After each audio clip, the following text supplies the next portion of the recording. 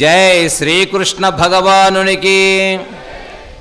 శ్రీ ఆంజనేయ స్వామి వరద గోవింద. ఈ గోవింద బాగా అంటారు, ఎందుకంటే శని దోషం పోతుందని.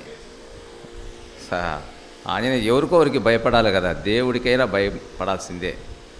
మానవులకు భయపడకున్నా భగవంతునికి భయపడాలి, గురువుకు కూడా భయపడాలి. చాలా సంతోషము. ఈరోజు గోవిందనామ స్మరణం అనేది చాలా పవిత్రమైన నామం. అది మా గురువుగారు సుందర చైతన్యానంద స్వాములు వారు గోవింద అంటే మనము చేసుకునే సకల పాపాలు అన్నీ వెళ్ళిపోతాయి, జన్మ సార్థకపరచుకోవడమే గోవింద అనేది. అందుకే చక్కగా ఒక కీర్తన ద్వారా తెలుపుతాను గోవిందనామస్మరణం. గోవింద గోవింద జన్మలన్నీ గోవింద. అమ్మా, ఒక్కసారి గోవింద అంటే ఎన్ని జన్మల నుంచి మనం ఎన్ని జన్మలు ఎత్తామో, ఎన్నెన్ని జన్మలు ఎత్తామో మనకు తెలియదు. ఈ యొక్క జీవి ఆగామ జన్మలలో ఎన్ని జన్మలు ఎత్తామో చివరిగా మానవ జన్మ లభించింది. కాబట్టి ఎన్ని జన్మలు ఎత్తామో ఈ మానవ జన్మలో మనము నేర్చుకోవలసింది గొప్ప ఈ గోవిందనామ స్మరణాన్ని ఎప్పుడు నిరంతరము హరినామస్మరణము చేసేవారికి ఆ గోవిందుడే జన్మ సార్థకపరుస్తాడు. మళ్ళీ జన్మ లేకుండా చేసుకోవాలంటే ఆయనే మనకు. కావున అందరూ ఒక్కసారి గోవింద అంటే జన్మలు సార్థకమైపోతాయి. గోవింద గోవింద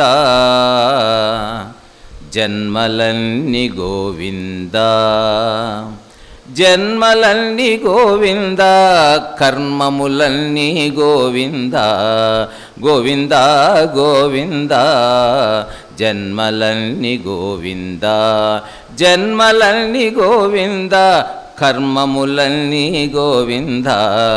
గోవింద గోవింద జన్మలన్నీ గోవింద, మన జన్మలన్నీ గోవింద, మీ జన్మలన్నీ గోవింద. శరణన్న వారికి గోవింద గోవింద, శరణన్న వారికి గోవింద గోవింద, జననము గోవింద, మరణము గోవింద. జననము గోవింద, మరణము గోవింద. గోవింద గోవింద జన్మలన్నీ గోవింద, జన్మలన్నీ గోవింద, కర్మములన్నీ గోవింద. కేశవ నామంతో ఆశలు గోవింద, కేశవ నామంతో ఆశలు గోవింద, మాధవ స్మరణతో మమతలు గోవింద. మాధవ స్మరణతో మమతలు గోవింద. బాధలు గోవింద, బరువులు గోవింద. బాధలు గోవింద అనే పదానికి గోవింద అంటే అయిపోయిందంట. బాధలు గోవింద, బరువులు గోవింద, కష్టాలు నష్టాలు గోవింద గోవింద. కష్టాలు నష్టాలు గోవింద గోవింద. రుసరుసలు గోవింద, రుసరుసలు గోవింద, గుసగుసలు గోవింద. రుసరుసలు గోవింద, గుసగుసలు గోవింద. సీరియల్స్ గోవింద, టీవీలు గోవింద. సీరియల్స్ గోవింద, టీవీలు గోవింద. గోవింద గోవింద జన్మలన్నీ గోవింద, జన్మలన్నీ గోవింద, కర్మములన్నీ గోవింద. మన పాపములన్నీ గోవింద, కర్మలు, మనము యొక్క చేసే కర్మలు అన్నీ ఆ పరమేశ్వరునికి సమర్పించే కర్మ చేయాలి. ఏ పని చేసినా త్రికరణ శుద్ధిగా మనం చేయాలి. ఏ పని చేసినా భగవంతునిపై భారం వేసి చెయ్యాలి. కాబట్టి మనం చేసుకునే కర్మలన్నీ గోవింద. అందుకే ఇందిరారమణ గోవింద. భక్త మహాశీలారా, నిన్నటి రోజున అర్జున విషాద యోగములో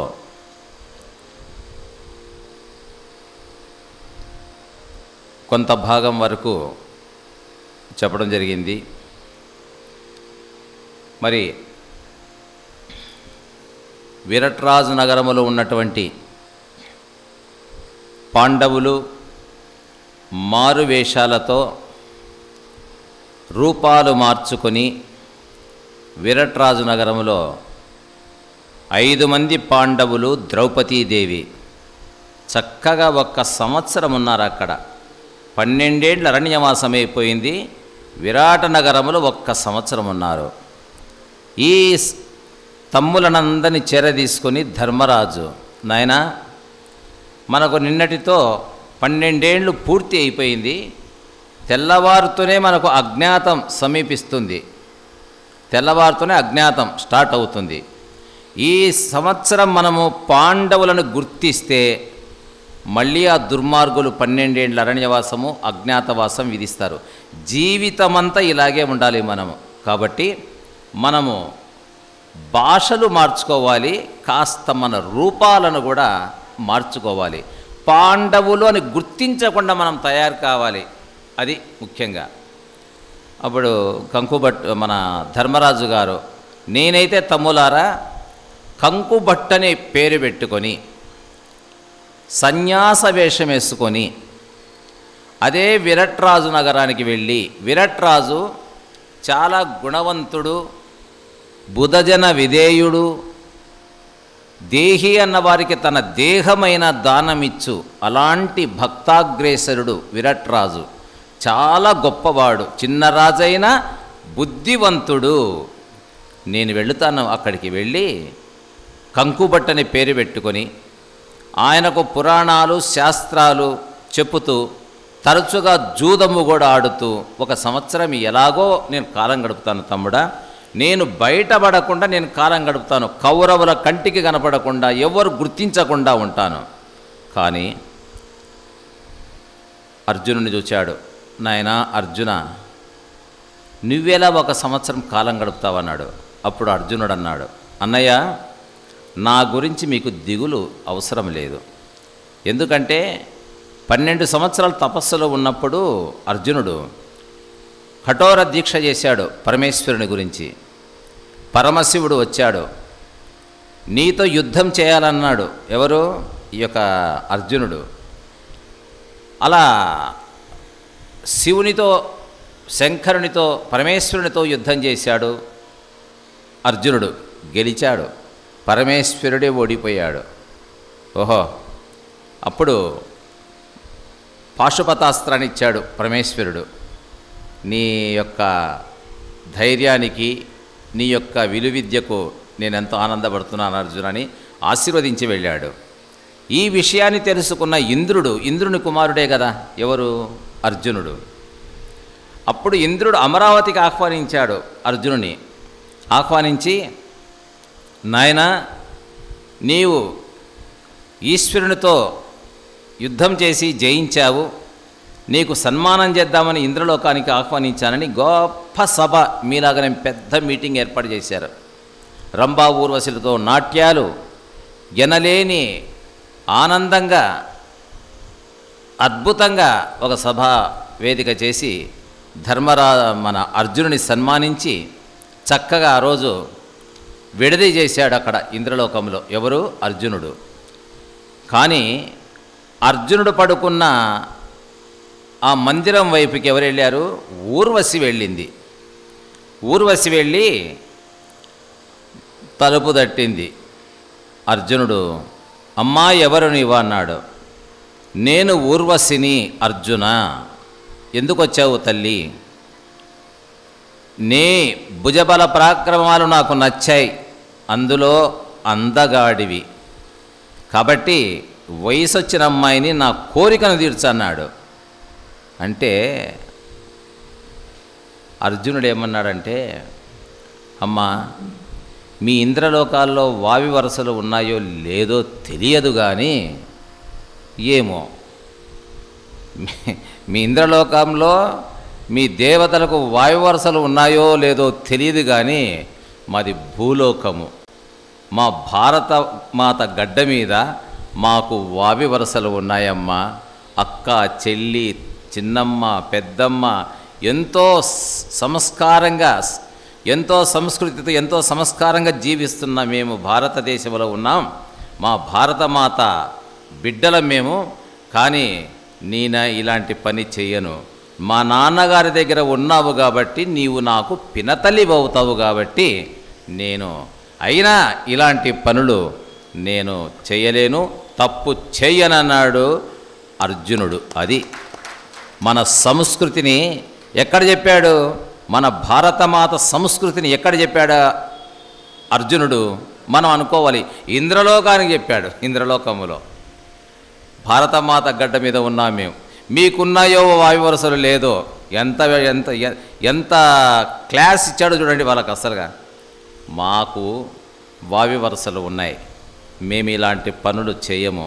ఒకటే భార్య తప్ప రెండవది ఆలోచనే లేదు. అమ్మా, నువ్వు వెళ్ళిపో అన్నాడంతే. అప్పుడు ఊర్వశికి మహాకోపముతో, అర్జున, వయసు వచ్చిన ఆడపిల్లను నా కోరిక తీర్చమంటే తీర్చవా? ఇదే శాపం. నువ్వు నపంసకుడివై ఉందువుగా కానీ శాపం పెట్టింది. అంటే నపంసకుడు అంటే ఇట్లు ఆడలేక ఇట్లా మగలేక. అప్పుడు వెంటనే ఈ విషయాన్ని, ఏమి నాన్న, ఇంద్రలోకానికి వచ్చి శాపాన్ని పొందిపోతున్నా నేను అన్నాడు. ఏదో చక్కగా సన్మానించావు, అన్నీ చేసావు, ఇట్లా ఊర్వశి వచ్చి నాకు శాపం పెట్టిపోయిందంటే తండ్రి పక్కున నవ్వాడు. నాయనా, ఈ శాపం నీకు చక్కగా పని చేస్తుంది ఒకానొక సమయములో అన్నాడు. కాబట్టి అన్నయ్య, నేను తలుచుకుంటేనే నపంసకత్వం వస్తుంది నాకు. బృహన్నల అంటారు దాన్ని, బృహన్నల అంటారు సంస్కృతంలో. బృహన్నల వేషం వేసుకొని ఇంకా నన్నెవరు గుర్తిస్తారు? బ్రహ్మదేవుని వల్ల కూడా కాదు గుర్తించడానికి, ఎవరి తరం కాదు గుర్తించడానికి. అదే విరట్రాజ్ చెంతకు వచ్చి ఆయన కూతురు ఉంది కదా ఉత్తరకు నాట్యాలు చేస్తూ, సంగీతాలు పాడుతూ, నాట్యాలు నేర్పిస్తూ, సంవత్సరం కాదు 10 ఏళ్ళు ఉండమంటే ఉంటానే. ఒరే 10 ఏళ్ళు కాదు నాయన, సంవత్సరం చాలన్నాడు. శబాష్, సెట్ అయిపోయారు. నకుల సహదేవులు కూడా ఏమన్నారు? మేము కూడా గోపాలుర వేషమేసుకొని, వాళ్ళకు వైద్యం తెలుసు, గోవులకు వైద్యము, వెటనరీ డాక్టర్ అంటారు కదా, అది వైద్యం చేస్తూ, గుర్రాలకు, ఆవులకు వైద్యం చేస్తూ మేము కూడా 1 సంవత్సరం కాలం గడుపుతామనయ్యా, ఎవరికి బయటపడకుండా. శబాష్, చాలా చక్కగా ఉంది. కానీ ఇంకొక్కడున్నాడు డేంజర్ గాడు. ఎవరు? భీముడు. చాలా డేంజర్. ముందు ముక్కు మీద రోషం, ముందు సావగొడతాడు, తర్వాత మాట్లాడతాడు అంతే. రెండోది ఏం తెలియదు ఆయనకు. ఆ తిండి అట్లే ఉంటుంది, ఆ కోపం అట్లే ఉంటుంది, ఆ యుద్ధం కూడా అట్లే ఉంటుంది ఆయనది. నాయనా, నీది చాలా డేంజర్ నాయనా, నువ్వెట్లా 1 సంవత్సరం కాలం గడుపుతావో భీమా, మాకు భయమేస్తుంది భీమా అన్నాడు. అన్నయ్య, నా విషయం గురించి నువ్వు ఆలోచించనే వద్దు. అబ్బా, ఏమిరా అంత క్లారిటీగా చెప్తున్నావు? నేను ఎప్పుడో సెట్ చేసుకున్నాను అన్నయ్య. ఏం చేసుకున్నావు నాయన? సెట్ చేసుకున్నావు. నేను పాకశాసునుడనే పేరు పెట్టుకొని, వలలుడు అనే పేరు పెట్టుకొని, అయినా నాకు కొన్ని వంటలు చేసేది వచ్చు కదన్నయ్య, మీ అందరికీ తెలుసు. అంటే మనం అంటుంటాం ఎక్కడైనా డిన్నర్లకు పోతే, ఆహా, నలపాకము, భీమపాకము, కొన్ని పేర్లు ఉన్నాయి. నలుడు వంట చేస్తే అంట అమృతమే అంట. భీముడు కొబ్బరి పచ్చడి చేసినా కూడా అమృతమే అంట. అట్లా కొంతమంది చేతి అలా చక్కగా వంటలు చేయగలుగుతారు. భీముడు నలపాకము, భీమపాకము, భీముడు చేసిన వంటలు తింటే అమృతమే అది. అట్లాంటి వంటలు చేసేది వచ్చన్నయ్య. నేను అదే విరట్రాజ్ చెంతకొచ్చి వంటల వాని ఉద్యోగం ఇప్పించుకొని వాళ్ళకు పెడుతూ నేను తింటూ, వాళ్ళకు పెడుతూ నేను తింటూ, వాళ్ళకు పెడుతూ నేను తింటూ సంవత్సరం ఉంటానన్నయ్య. అందులో ఫుల్ భోజనము లేక నాకు 12 సంవత్సరాలైంది అన్నయ్య. ఒరే తినేటప్పుడు జాగ్రత్తరా. ఎవరన్నా తినేది చూస్తే భీముడని గుర్తిస్తారా? మనం ఇంత ప్రయత్నం అంతా వ్యర్థమవుతుంది. అన్నయ్య తినే విషయంలో మీరు భుజాన వేసుకోవద్దండి. ఇప్పటికే తాడు కట్టేసినాను కడుపుకు, మీరు అది మాత్రం నాకు వదిలేయండి, నేను చూసుకుంటానన్నాడు. శబాష్, అందరూ బయలుదేరారు.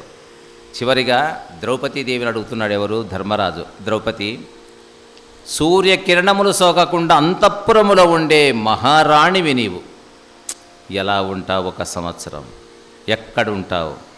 అప్పుడు ఆ మహాతల్లి అనిందంట, ఏమండి, రాజులకు రారాజులైనటువంటి మీరే ఒకరికి సేవ చేస్తుంటే నీ పాదదాసిని నేను చేయడంలో పెద్ద ఏముందండి? నేను కూడా మాలిని అని పేరు పెట్టుకొని అదే విరట్రాజు నగరానికిలో ఉన్నటువంటి విరట్రాజు భార్య సుదేష్ణ మహారాణి ఆమె చెంతకు వెళ్ళి నేను ఆమెకు సంగీతములు పాడుతూ ఆమెకు చక్కగా మేకప్ చేస్తూ, అంటే మేకప్ అంటే బ్యూటీ పార్లర్ అంటే ఏమంటారు చూడు, అప్పట్లో కూడా ఉంది, ఇప్పుడు కాదు, అప్పట్లో కూడా అద్భుతంగా ఇట్లా అలంకరించే దాంట్లో ద్రౌపదికి మించిన వాళ్ళు లేరు. సంగీతములో కూడా మహా తల్లి. నేను ఎలాగో సంవత్సరం కాలం గడుపుతానండి. అందరూ బయలుదేరారు. ధర్మరాజు వెళ్ళాడు. ధర్మరాజును చూడగానే సభలోకి వెళ్ళాడు ధర్మరాజు. ఎప్పుడైతే ధర్మరాజు వస్తూ ఉన్నాడో హరినామస్మరణం చేస్తూ, ఆ మహారాజు ఆయన ముఖాన్ని చూడగానే ఒక్కసారిగా బ్రహ్మతేజస్సు అట్లా లేచాడు. లేచి సాష్టాంగ నమస్కారాలు చేశాడు. ఎవరు? మహారాజు కంకుబట్టు గారికి. సాష్టాంగ నమస్కారం అంటే పూర్వములో పెద్దలు కనపడితే తన అంగములు, శరీరాలు, భాగాలన్నీ మొత్తం భూమి మీద పడి నమస్కరించేవాళ్ళు సాష్టాంగ నమస్కారం. ఇప్పుడు అంత నమస్కారాలు నేను అనుకున్నాం కదా, లేవు. నమస్కారాల్లో కూడా భలే లేటెస్ట్ నమస్కారాలు వచ్చినాయి. మళ్ళీ మా నమస్కారం అంటే మళ్ళీ లేటెస్ట్ నమస్కారాలు. పాపం కొద్ది పల్లెటూరు వాళ్ళు 2 చేతులు పెట్టి నమస్కారం బాబు అంటాడు. వీడేమంటాడో తెలుసా? అంటే నా కర్మ అన్నట్టు. ఏదో నమస్కారానికి ప్రతి నమస్కారం కూడా ఇట్లా పెట్టరు. ఇదేదో ఈగలు దోమలు కొట్టుకున్నట్టు. అది సాష్టాంగ నమస్కారం. వెంటనే కంకుబట్టు గారిని చూసి, మహాత్మా ఎక్కడి నుండి వచ్చారు మీరు? అయ్యా, నేను ధర్మరాజు గారి చెంత ఉండేవాడిని, వారు అడవులకు వెళ్ళినందువల్ల మీ దగ్గర 1 సంవత్సరం ఉందామని వచ్చాననగా ఆయనకు ఉద్యోగం దొరికింది. రెండోవాడు వచ్చాడు. ఎవరు? అర్జునుడు. నాదిం దిన్నా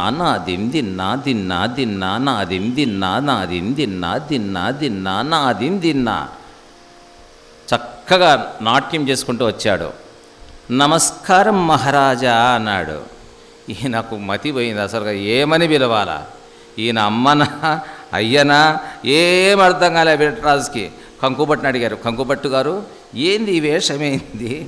ఏంది నా వాలకం, ఆ నడుమేంది, ఏమని పిలవాలి అని అన్నాడు. అంతే. అన్నాడు. ఎందుకు వచ్చావని? మహారాజా, నేను ఎప్పుడు కూడా ద్రౌపది చెంత ఉండేదాన్ని. నేను నాట్యాలు నేర్పడంలో చాలా దిట్టరిని. అందుకని మీ చెంత 1 సంవత్సరం, నీ కూతురు ఉత్తర ఉంది కదా, ఉత్తరకు నాట్యాలు నేర్పుదామని వచ్చానన్నాడు. ఓహో, సరే వెళ్ళు వెళ్ళు. ఏమనలేడు, అమ్మ అనలేడు, అయ్యాడు. వెళ్ళు నా కూతురు ఉత్తర నాట్యానికి వెళ్ళిపోయాడు. ఇంకా 3వ వాడు నకుల సహదేవులు వాళ్ళు వచ్చారు. వాళ్ళు సెట్ అయిపోయారు. భీముడు మాత్రం ఎట్లా వస్తున్నాడంటే, ఒక తాటి చెట్టు పెరుక్కొని పప్పు గుత్తిగా తయారు చేసుకొని భుజాన్ని పెట్టుకొని వస్తుంటే ఒక రోలర్ వచ్చినట్టే మొత్తం వీధిలో అందరు చూశారు. చూసి, వాయమ్మ, ఇంతలా ఓడెప్పుడు ఊర్లోకి రాలేదమ్మా, ఎవరికుందో గిరాకు, అసలు ఏ దేశం నుంచి వచ్చాడు, ఏంది 12 అడుగుల ఎత్తు, ఏంది ఆయన ఆకారము, విగ్రహము మామూలు విషయం కాదు. ఎవడు ఎటువంటి వాడైనా ఆయనకు ఎదురు వెళ్ళాలంటే భయమే. అందరు సైడ్ డైరెక్ట్గా ఎక్కడికి వచ్చాడు? రావడమే రాజస్థానానికి వచ్చాడు. వచ్చి సలాం మహారాజా అన్నాడు. ఒక్క సలాం పెట్టేశాడు. ఆ సలాం మహారాజా అన్నప్పుడే పిడుగుపడినట్టు అయిందాడు ఆకాశంలో. విరట్రాజు 3 అడుగులు నోరు తెరిచాడు. ఏంద్రా ఈరోజు ఇట్లా జరుగుతున్నాయన్నీ, ఒకరి మీద ఒకరు వస్తున్నారు, ఒకరి మీద వస్తున్నారంటే ఎంతమంది వచ్చినా వాళ్ళ పద్ధతి వాళ్ళ సాంప్రదాయం వేరే ఉంది. కానీ వీడెవడు సలం మహారాజా అన్నాడు. ఎందుకు వచ్చావు నాయనా అన్నాడు. మహారాజా నా పేరు వలలుడు, వలలుడు వలలుడు అంటారు, పాకశాసురుడు అంటారు. నేను కొన్ని వంటలు తయారు చేయడంలో మహా గొప్పవాణ్ణి. నేను శ్రీకృష్ణ పరమాత్మ చెంత ఉన్నాను, అలాగే పాండవులు ధర్మరాజు గారి చెంత ఉన్నాను. నేను చేసిన వంటలు తినే భీమునికంత బలం వచ్చింది. మరి శ్రీకృష్ణ పరమాత్మ చెంత వంటలు చేశాను, నేను చేసిన వంటలు తినే బలరామునికంత బింకం వచ్చింది. ఓ రాజా, నేను చేసిన వంటలు తింటే బక్కొళ్ళులా ఒళ్ళవుతారు మహారాజా. అట్లనా? అవును మహారాజా, అయినా వంటలు చేసే ఉద్యోగం ఇస్తావా లేదా అన్నాడు. ఇంకా భయపడ్డాడు పాప విరాట్రాజు. ముందే భయస్థుడు. ఏందండి కంకుబట్టు గారు, వీని వాలకం చూస్తే ఉద్యోగం అడిగేవాడు ఇంత దౌర్జన్యంగా ఇంత కఠినంగా ఉద్యోగం అడుగుతాడా? అంటే వంటలు చేసే ఉద్యోగం ఇస్తావా లేదంటే ఆ మాటలోనే ఏదో ఉంది. ఇస్తే మంచిది, లేకపోతే నాకేదో ఉన్నట్టు, అంతే కదా దాని అర్థము. సరేలే కానీ వీనితో నాకెందుకు ప్రసంగం, ఎందుకు విషయం ఎందుకు, అసలు వీడు పూటకి ఎంత భోజనం చేస్తాడు, ఈ 12 అడుగులు ఎత్తు వీని ఆకారం చూస్తే అసలు వాని భోజన ఖర్చు ఎంతో కనుక్కోవయ్యా మంత్రి గారు అన్నాడు. మంత్రి పేపర్ పెన్ను తీసుకున్నాడు. ఇప్పట్లక్క నోటితో చెప్పేవాడు లెక్కలు ఆ రోజుల్లో, ఇప్పుడు కంప్యూటర్లు ఇవన్నీ ఎన్నో. అయ్యా ఎంత నీ భోజనం ఖర్చు, పొద్దున ఏం తింటావన్నాడు. రాసుకోండి మహారాజా రాసుకోండి, పొద్దున 50 కేజీల ఉప్మా. 50 కేజీలు ఉప్మా? నీ వంద మురుగా ఏంట్రా 50 కేజీలు ఉప్మానా?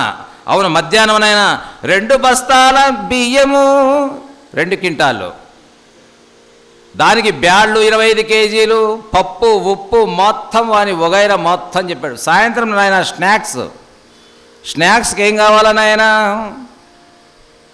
అది చెప్పాడు. రాత్రి మొత్తం లెక్కేసాడు కంప్లీట్గా లెక్కేస్తే సంవత్సరానికి ఎంత అవుతుందని మంత్రి గారిని అడిగితే, రాజుగారు ఈయన వలలుడు చెప్పినట్టుగా అన్నీ రాసి లెక్కేశాను, 1 సంవత్సరానికి నీ ఆస్తికి వాని పొట్టకు కరెక్ట్గా సరిపోతుంది రాజుగారు.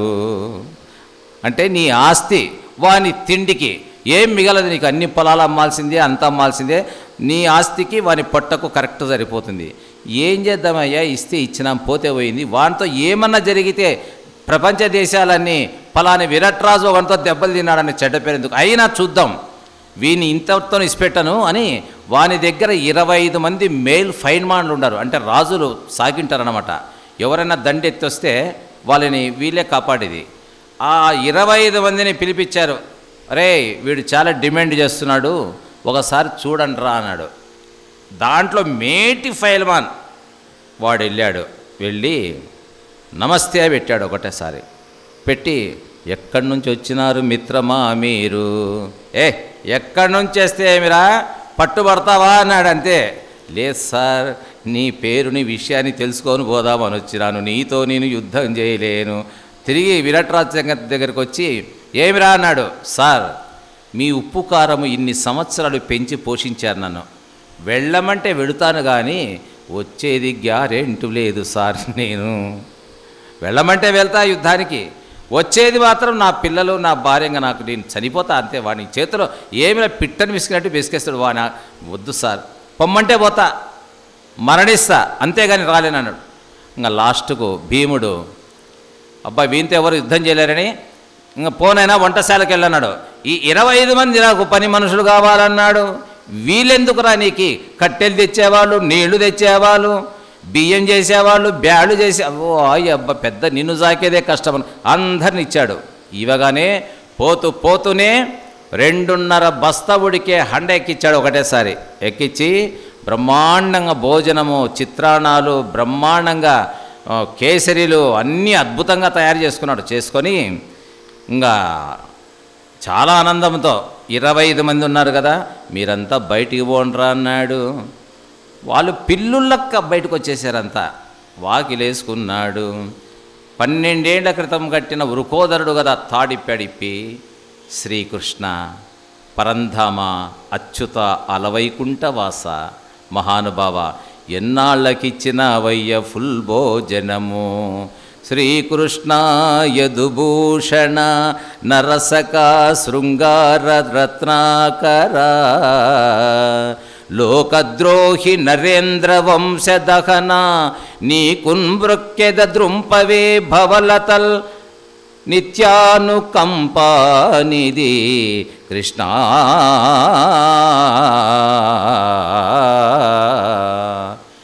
అబ్బా మహదానందంగా ఇప్పి తాడిప్పేసి తింటున్నాడయ్యా.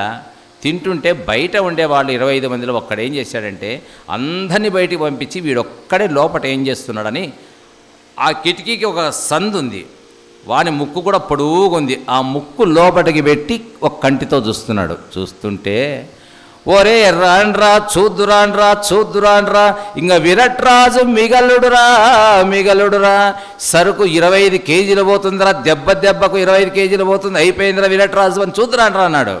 భీముడు చూశాడు, ఒరే నువ్వు చూసేది కాక మళ్ళందరినీ పిలుస్తావని పక్కనే కిటికీ ఎడం చేత అట్లా ముక్కు పట్టుకొని ఇట్లా అన్నాడు. అంతే, ముక్కు ఓడిచేసింది అంతే. ఓ విరట్రాజ్ మహారాజా ఏరా ముక్కుమాయ ఎవరిలాగేసినారా వంటోడు చూస్తే కంకుబట్టు వానికి ఉద్యోగమే గానని నీవు ఇయ్యకపోయింటే నాది ఏదో ఒకటి లాగేసు. అలాంటి డేంజర్ వాడు. మరి మాలినీదేవి అమ్మా అమ్మా అమ్మా పరమేశ్వరి పరాకేలనమ్మ పరమేశ్వరి పరాకేలనమ్మ కరుణ చూపి నన్ను నీ దరిని చేర్చుకొమ్మ పరమేశ్వరి పరాగేలనమ్మ అమ్మా అమ్మా అమ్మా.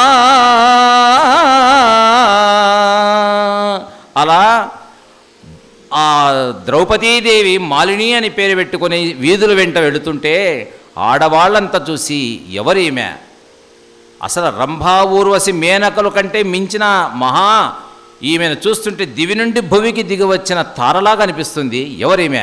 అందరూ కూడా ఆ మహారాణి చెంతకు వెళ్ళింది. ఆ మహారాణి సుదేష్ణ మహారాణి చూసింది. అమ్మా ఎవరు నీవు? ఈ చినిగిపోయిన రవికతో మలినమైన చీరతో వచ్చావు, నిన్ను చూస్తుంటే నీవు ఒక దేవతలా కనిపిస్తున్నావు, ఎవరు నీవు? అమ్మా నాకు 5 మంది పతులు గంధర్వులున్నారే మహారాణి, కొన్ని పరిస్థితుల ప్రభావాల వలన ఇలా వచ్చానమ్మా, అయినా నీ దగ్గర 1 సంవత్సరం ఉండాలని వచ్చానన్నాడు. అమ్మా నువ్వేం పని చేస్తావమ్మా నా దగ్గర చెప్పమ్మా. అందులో నా దగ్గర నా తమ్ముడు మంచివాడు కాదు, కీచకుడు, వాడు నిన్ను ఏ క్షణాన చూసి ఏం చేస్తాడో వానికి ఎదురు చెప్పలేం, నువ్వు దాని గురించి భయం పడనవసరం లేదమ్మా. 5 మంది గంధర్వులు పతులు ఉన్నారే మహారాణి, అది నేను చూసుకుంటానమ్మా, అయినా నువ్వు నా దగ్గర ఏం పని చేస్తావమ్మా? అమ్మా నేను చక్కగా అలంకరిస్తాను, సంగీతం పాడి వినిపిస్తాను, కానీ నేను అలంకరించినట్టుగా ఎవరి వల్ల కాదు, నభూతో నభవిష్యతి.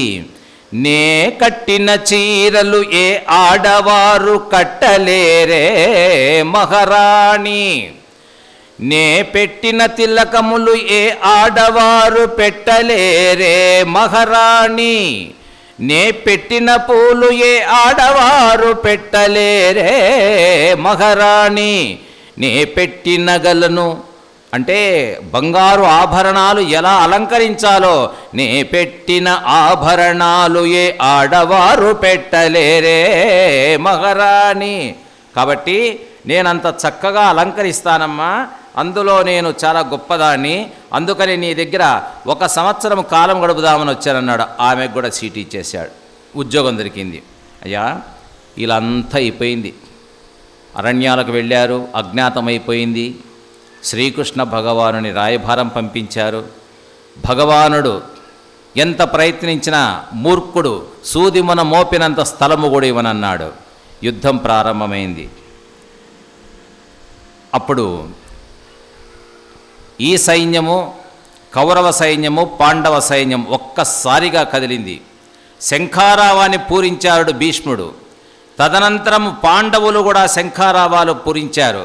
ఒక్కసారిగా ఆ సైన్యం అంత మొత్తం కదిలింది. ఒక్కసారిగా భీష్మద్రోణ ప్రముఖతః సర్వేషాం చ మహీక్షితాం ఉవాచ పార్థ పశ్యైతాం సమవేతాన్ కురునితి.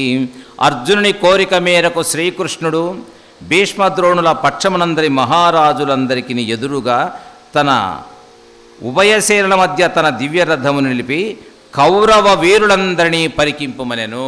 ఇంకా చూసుకోవయ్యా అర్జున, నువ్వు చెప్పినట్టుగానే హే కృష్ణ ఏ మాధవ, భగవానుని పట్టుకొని హే కృష్ణ ఏ మాధవ అను అయ్యా అను. నీ బ్యాటరీ ఎప్పుడు డౌన్ అవుతుందో నాకు మాత్రమే తెలుసు.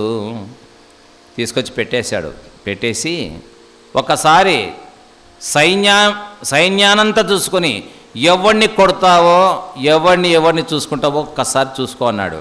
అప్పుడు వెంటనే అర్జునుడు ఈ యొక్క తన ధనస్సును ఎక్కుపెట్టి అలా రథము పైన నిల్చుకొని ఒక్కసారిగా తల ఎత్తి చూశాడంతే. ఒక్కసారి తల ఎత్తి చూడగానే అర్జునుని మనస్సు మారిపోయింది.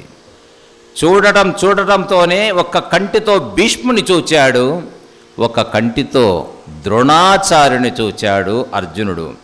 భీష్ముడంటే సామాన్యుడా? తాత పాండవుల యందు అమితమైన ప్రేమ కలిగిన వాడు భీష్ముడు. పాండవులంటే పంచ ప్రాణాలు భీష్మునికి. ఈ భీష్మునికి కూడా ఈ పాండవులకు కూడా భీష్ముడు అంటే అంత ప్రేమ. ఎందుకంటే చిన్నప్పటి నుంచి పెంచి పెద్ద చేసినటువంటి తాత. ఇక ద్రోణాచార్యుని విషయానికి వస్తే, ద్రోణాచార్యుడు అర్జునునికి సకలాస్త్ర విద్యలు నేర్పించినటువంటి తాత. విలువిద్యలో ఈ భూమండలములో అర్జునుని మించిన వారు ఎవరు ఉండకూడదని పాశుపతాస్త్రాలు అణుబాంబులు లాంటి విద్యలు నేర్పించినటువంటి ద్రోణాచార్యులు తన కొడుకు కూడా చెప్పనటువంటి రహస్యాలను ఒక అర్జునునికే చెప్పాడెవరు? ద్రోణాచార్యులు. అందులో ఏకలవ్యుడు తన గురువు యొక్క విగ్రహాన్ని పెట్టుకొని సాధన చేశాడు. ఏకలవ్యుడు సామాన్యుడు కాదు. ఏకలవ్యుడు అప్పుడు ఏకలవ్యుని విద్యా నైపుణ్యాన్ని చూసి ఈ ద్రోణాచార్యుడు అర్జునుని కంటే మించిపోయేటట్టున్నాడు వీడు అనుకొని, అయ్యా నాకు గురుదక్షిణ ఇస్తావా అని అడిగాడు. ఎవరు? ద్రోణాచార్యులు. గురుదేవా, నీకు ఏమి ఇవ్వాలన్నా నా ప్రాణం ఇవ్వమన్నా ఇస్తాను, నీకేం కావాలి కోరుకో అన్నాడు. నీ బొటన వేలి ఇవ్వమన్నాడు. చూడండి, అర్జునుని కోసము ఏకలవ్యుని బొటన వ్రేలునే తీసుకున్నాడు ద్రోణాచార్యులు. అంటే ఇంకా అర్జునుని పైన ఎంత ప్రేమ విశ్వాసాలు ఉన్నాయో, ఆ శిష్యుని పైన ఉన్న మమకారం ప్రేమ ఎంత గొప్పదో ఒక్కసారి మనం అర్థం చేసుకోవాలి. అటువంటి ద్రోణాచార్యుని చూచాడు యుద్ధరంగంలో. ఎలా ఉంది పరిస్థితి? ఎలా ఉంది అర్జునుని పరిస్థితి? చక్కగా వినండి. తత్ర పశ్యత్ స్థితాన్ పార్థాః పితॄనదపి పితామహాన్ ఆచార్యాన్ మాతులాన్ భ్రాతృ పుత్రాన్ పౌత్రాన్ సుఖీంస్తదా స్వసురాన్ సుహృదచైవ సేనయోరుభయోరపి తాన్ సమీక్ష స కౌంతేయః సర్వాన్ బంధూ నవస్థితా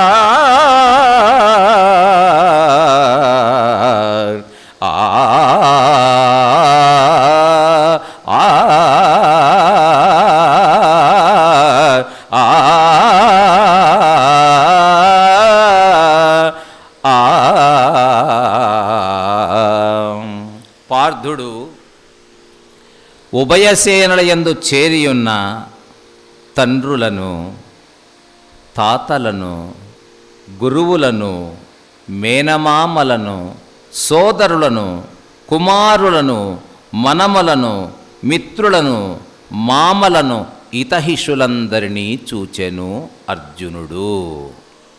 వీళ్ళందరినీ చూచాడు. యుద్ధం చేయగలుగుతాడా చెప్పండి? పోనీ మనమే ఏదో ఆవేశంలో వెళ్ళింటామనుకో, మన గురించే చెప్పుకుందాం. అక్కడ తాత గురువు కనపడితే మన పరిస్థితి ఏంటి చెప్పండి? అయిపోతుంది మన పని కూడా. అలా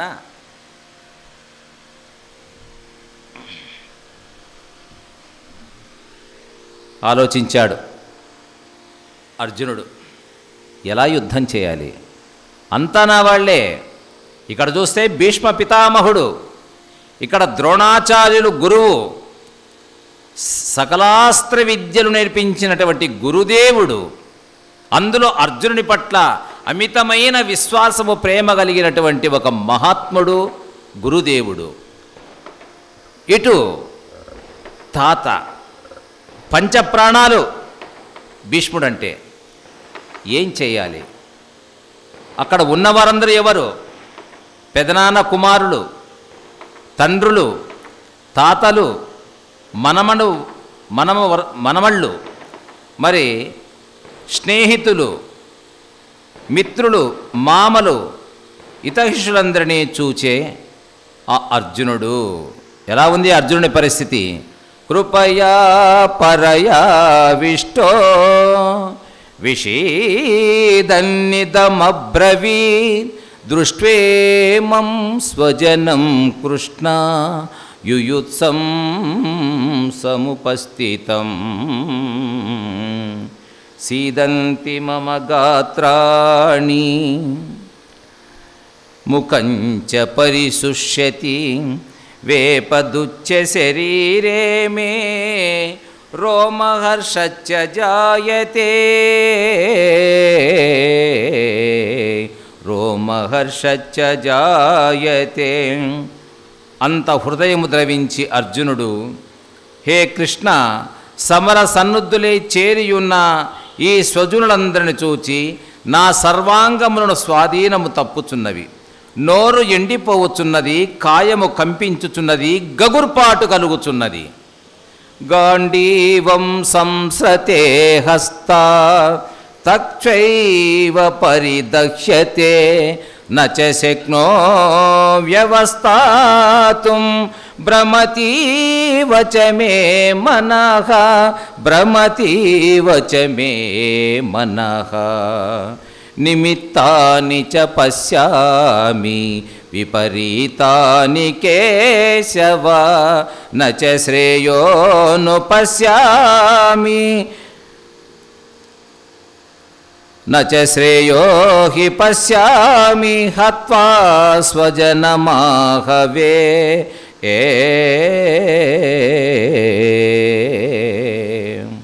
అర్జునుడు ఈ విధంగా అంటున్నాడు, కృష్ణ, చేతిలో ఉండే గాంధీవము చేజారిపోతున్నది. ఈ గాంధీవం పట్టుకోలేకపోతున్నాడు అర్జునుడు. ఈ చేతిలో ఉన్న గాంధీవము చేజారిపోతున్నది, దేహము దహించుకోబోతున్నది. అంటే ఈ హృదయము కాలిపోతుంది, హృదయము బద్దలవుతుంది. అదే అంటారు కదా, హృదయం అనే అద్దం పగిలితే మళ్ళీ అతుక్కోదని అంటారు కదా. ఈ హృదయం పగిలిపోయింది. మనసు భ్రమకు లోనగుచున్నట్లున్నది, మనసు చాలా భ్రమకు లోనగుచున్నట్లున్నది. అంటే మమకారం, అక్కడ మమకారానికి లోనవుతుంది ఈ యొక్క మనస్సు. నిలబడుటకు అస్సలే శక్తి చాలకున్నది కేశవ. నిలబడుకోలేను, కూర్చోలేను, అసలు ఏమిటో నాకు ఎలాగో ఉంది. నిలబడుటకు శక్తి చాలకున్నది. కేశవ, పెక్కు అపశకనములు కనపడుచున్నవి, స్వజనమును చంపుటచే శ్రేయస్సు కలుగొనని అనిపించుటలేదు. అందుకే మహాత్ములని, గురువులని బాగా వినండి. అపహాస్యం చేస్తూ మాట్లాడటం అనేది ఘోర పాతకము. ఒక బ్రాహ్మణులను కానీ, ఒక దైవ భక్తులను కానీ, ఏ కులం వారైనా బ్రహ్మజ్ఞానముతో బ్రాహ్మణ అన్నారు. అతను ఎస్సీ కావచ్చు, బీసీ కావచ్చు, ఓసీ కావచ్చు, ఎవరైనా కావచ్చు, బ్రహ్మజ్ఞానముతో బ్రాహ్మణ అన్నారు. మనకు తెలియక ఎన్నో అనేస్తాం. కానీ భగవంతుడు చూస్తూ ఉన్నాడు. రాతిలో ఉండే కప్పకే ఆహారం పెట్టే పరమేశ్వరుడు ఇంకా చూడకుండా ఉంటాడా? దైవం ఉన్నాడు ఎప్పటికైనా. అందుకే నోరుంది కదా అని నోటికొచ్చినట్టు వాగకూడదు. ఈ నోరు ఎందుకు ఇచ్చాడు భగవంతుడంటే మంచి మాట మాట్లాడటం కోసం ఇచ్చాడు, హరినామ సంకీర్తనం పాడటానికి ఇచ్చాడు, గోవిందనామం పలకడానికి ఇచ్చాడు ఈ నోరు. ఈ మంచి కోసం ఇచ్చాడు ఈ నోరు. అందుకే ఘంటసాల గారు చక్కగా ఒక శ్లోకం చెప్పాడు భగవద్గీతలో, అనుద్వేగకరం వాక్యం సత్యం ప్రియహితం చయత్ స్వాధ్యాయాభ్యసనం చైవ వాగ్మయం తప ఉచ్యతే.